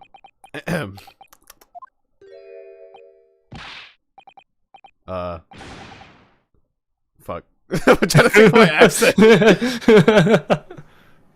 Oh, it's you. You're here. You came. Locum student Mr. Naruhodo Esquire. I can't believe you came back. I'm so touched. We are so sorry to have kept you waiting, Mr. Natsume. Oh no, think nothing of it. Relax. If I were a cat, I would purr with pleasure at the company of such fine compatriots. Noble, nurturing, never failing Nipponese. Oh, now, let's not get carried away. Oh, I quite agree. There is nothing more reassuring than the familiarity of one's native land. On the other hand... Oh, it's him. Oh, it's you. It is through friendship transcending international borders that one truly appreciates the fact. Such is my belief, at least. Ah, oh, yes, it's you. The miserable, rotten spy, Herlock Sholmes. Mr. Sholmes, what are you doing here? I have no intention of doing anything, per se. Save observing, of course. Whatever do you mean, Mr. Sholmes? Well, having encountered some curious reading material in that gloomful room, and having unmasked the secret identity of that eccentric pair, I decided I should drop in on my way home to see how our divested friend is faring. Gloomful room? At least your accommodation here offers a window, my dear fellow. In that sense, it is the superior option. Anyway, I must commend you on your taste in books. My day has been a delight, and cost me not a penny. Ah, you! How dare you, Herlock Sholmes?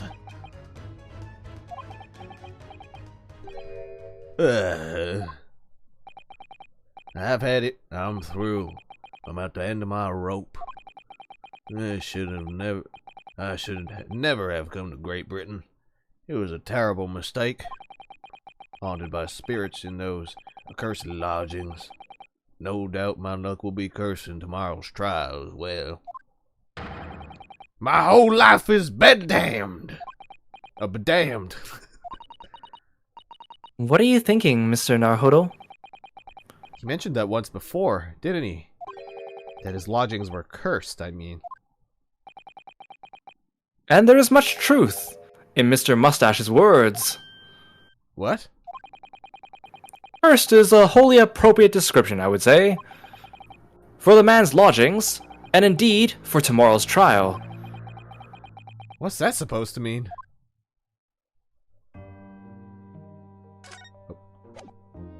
Bye, Soseki. Bye, Soseki. Now, just give me like 2 more minutes. Mr. Natsume, what did you mean by what you just said now? About the trial tomorrow being cursed? Oh no, why are you looking so grave? You're making me nervous. I was just getting carried away, that's all. I didn't mean anything by it. Oh, I see. That's really agitated him. You don't mean the trial really is cursed somehow?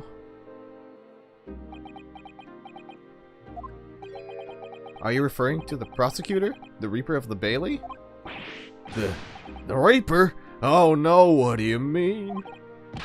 Please, tell me, summarize it succinctly in 16 salient words. No defendant has ever survived a trial in which the Reaper stands for the prosecution. Ever. Oh my goodness, can it really be true? That was 16 words exactly. Yesterday, Mr. Naruhodo successfully defended someone against the Reaper. But then, after the trial was over, the defendant passed away in unusual circumstances. Mr. McGilded. What?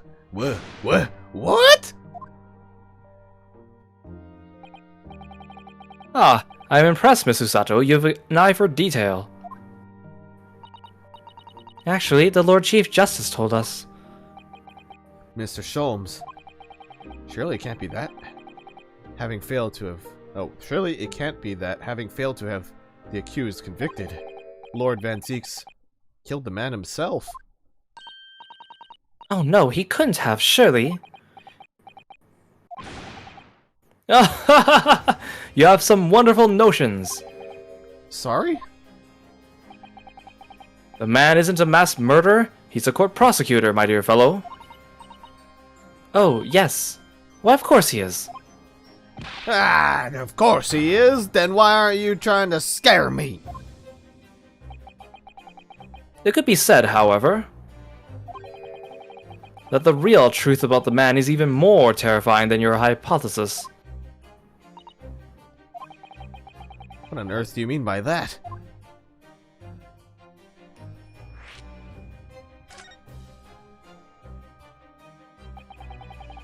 Van Zieks is quite an exceptional man. However, in London courts of law, exceptional does not equate to winning every case without exception. Ah, that's good. Saseki-san looks like he's going to cry tears of joy. As you are no doubt aware, in a British criminal trial, there's both a judge and a jury. The judge officiates based on the letter of the law, whilst the jury offers public opinion and common sense, which they have lots of common sense. It is an excellent system, whereby the defendant's guilt is considered from several points of view. However, public opinion, in particular, is somewhat easily manipulated. Right.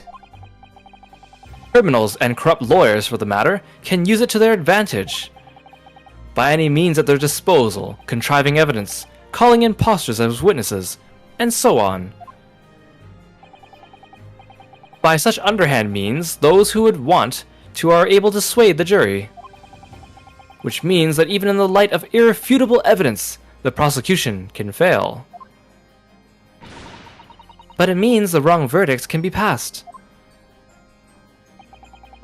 And sadly is from time to time, my dear madam, it is simply the reality of the situation. And that's alright? However, those indicted by Lord Van Zieks cannot escape justice. Their fate is sealed. Oh my. Though the abdication may see them leave the courtroom with their freedom, within months they all disappear. It is most striking. Disappear? But how? Ah, by all manner of misfortune, sir. Perhaps they are trampled under a passing carriage. Perhaps they fall into the Thames and drown. Perhaps they are suddenly overcome by a raging fever, or perhaps attacked by highwaymen. Oh, no.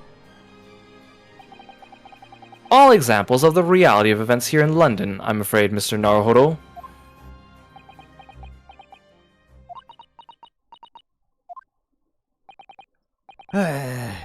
I knew it. I'm dead. Dodo done for doomed.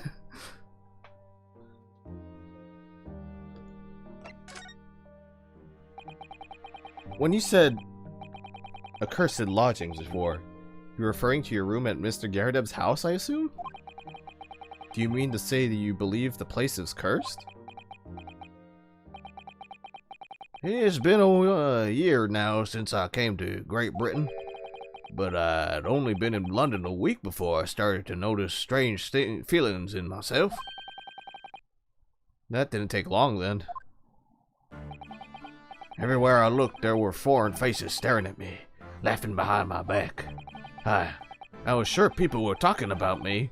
I started to become nervous about going outside. They were always staring at me, all the time, from dawn till dusk. So I shut myself away in my room, but even that didn't help. The fear wouldn't go away. You must have been very lonely, having been away from your homeland for such a long time. I've had to move a number of 3 times. Most recently to that room on Briar Road a week ago now. Yes. Why did you choose there? It seems a little inconvenient. The rent is cheap. I have so little money it appealed to me straight away. Of course, I asked why it was so affordable. The landlord just simpered and said, the room is cursed. Oops. He quickly tried to cover his mistake, but it was too late. So I told him, if you have something to say, then say it. But if not, don't mention it in the first place. Yes, well said. But it was true. It was all true. You mean, the room really is cursed then? Ever since I moved into that windowless hellhole, my sleep has been plagued with nightmares. I awake feeling as though I've been choked to death. And in my waking hours, people are stabbed in front of me as I walk down the street. So I'm branded a killer, thrown in prison. Nobody wants to know me. I'm surrounded by scary, sinister spirits. He's just gonna keep doing this, isn't he? If only there was someone, just one person on my side. Can no one find it in his or her heart to believe me? Really no one at all? To believe. Yes. To believe. To believe. Alright. To believe.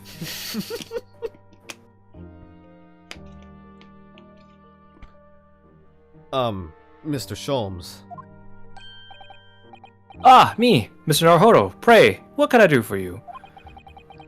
It's about the case on the SS Broya, if you recall.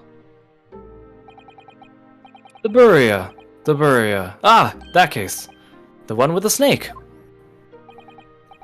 Well, yes. At that time, I was the suspect. But you believed in me and listened to my side of the story. And you helped us to investigate. I did I? Interesting. What I want to know is, why? Why did you believe me? I see, yes. You mean... because you were a grimly dressed, shady Eastern fellow found with the victim in a locked room. Well, if you like, yes. I'm a little surprised that the answer requires explanation, my dear fellow. It's quite simple, really. You said, I didn't do it. But I could have been lying. Surely you must have had your doubts. You must have suspected me a little bit.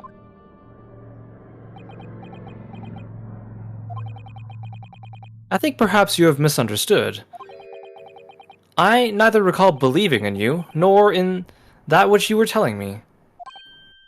What? You see, the only things I believe in are those I choose to believe in. What do you mean, Mr. Sholmes? I make up my own mind about what is to be believed and what is not. If I should like to believe in something, I do. The circumstances can hang as far as I'm concerned. But I could have betrayed your trust. In that case, I should have made an elementary error of judgment. Nothing more. Betrayal of trust is an overused excuse, in my opinion. Meaning... whether or not one should trust another is, in the final analysis, down to oneself. It is a matter of whether or not one can trust oneself. Yes, he's right. He's right. Locum student Mr. Naruhodo Esquire. Whether or not I can redeem myself. A defense lawyer is only as good as his faith in his client. And that comes down to how much faith he has in himself.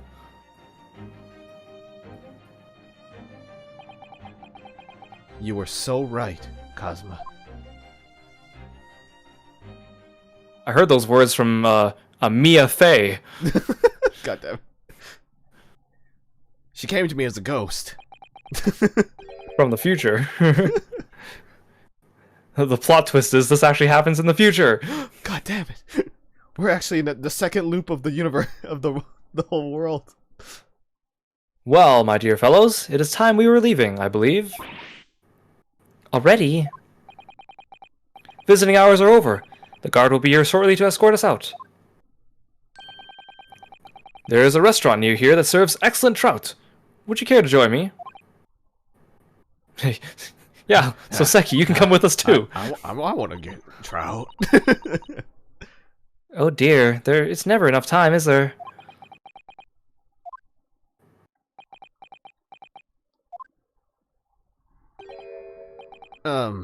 Mr. Natsume? If you'd like, in the trial tomorrow, I'd be happy to represent you.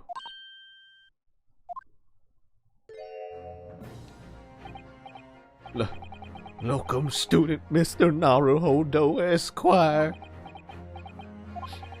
As I said, I only experienced a British courtroom for the first time yesterday, and although the man I was representing was found not guilty, I lost sight of something crucial. Something crucial? What to believe in, the defendant, justice, or the truth. How to believe, even. But I think I've finally worked it out. I've decided I must believe in myself above all else, to trust my instincts. Yes, Mr. Naruhodo. And my instincts are telling me that you, Mr. Natsume, are innocent of this crime. And it's imperative that we prove that in court. Locum student Mr. Naruhodo Esquire. I will fight for your innocence until the bitter end with every weapon available to me. So I hope you'll permit me to represent you tomorrow. As I said when we first met, I'd like to entrust my fate to someone who will listen to me in my native tongue. Of course, Mr. Natsume. It would be fair to say, Mr. Naruhodo, that your mind was, in many ways, made up from the outset. You merely needed the events of today to fully realize it. Yes, I think you're right about that. It's been a roundabout journey, but I got there in the end. Why are we showing these two? Even in the cutscene, it was not even worth. God damn it. Miss Susato, Yes. would you be willing to stand by my side tomorrow and help me in court? Absolutely. As I said this morning, you may consider me your personal judicial assistant.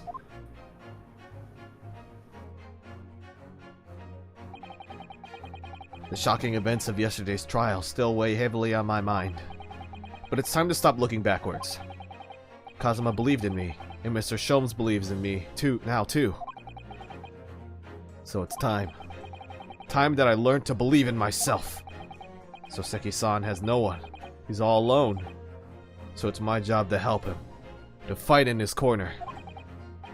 Tomorrow, in the courtroom. With all the strength I can muster.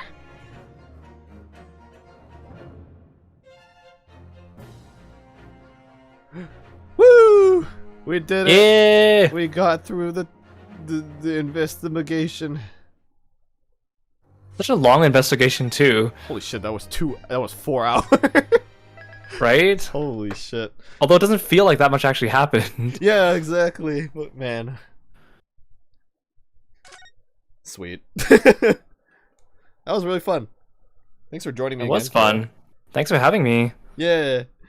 Oh man, this is only episode 4, and then there's oh god, there's like 6 more. Oh my god, because it's a 2-for game. Oh my god. But yeah, thank you for joining me once again. I really appreciate. It's always fun. Yeah. And thanks for coming by, everyone. Yeah, thank you for coming by, guys. I hope you had a good time listening to whatever I was doing and whatever Kira was doing.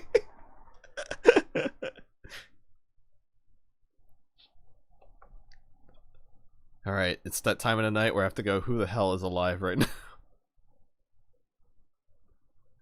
Oh, is Sunny still streaming? For Looks like it. For his belated birthday stuff? Yeah, it looks like it. Okay. I will leave you guys all in the hands of Mr. Sunny. Who is also a landlord. He is a landlord! Wow! I hope he doesn't get burned by tea. Hopefully he doesn't have a ferocious beast. I'm sure Sunny will treat the ferocious beasts well.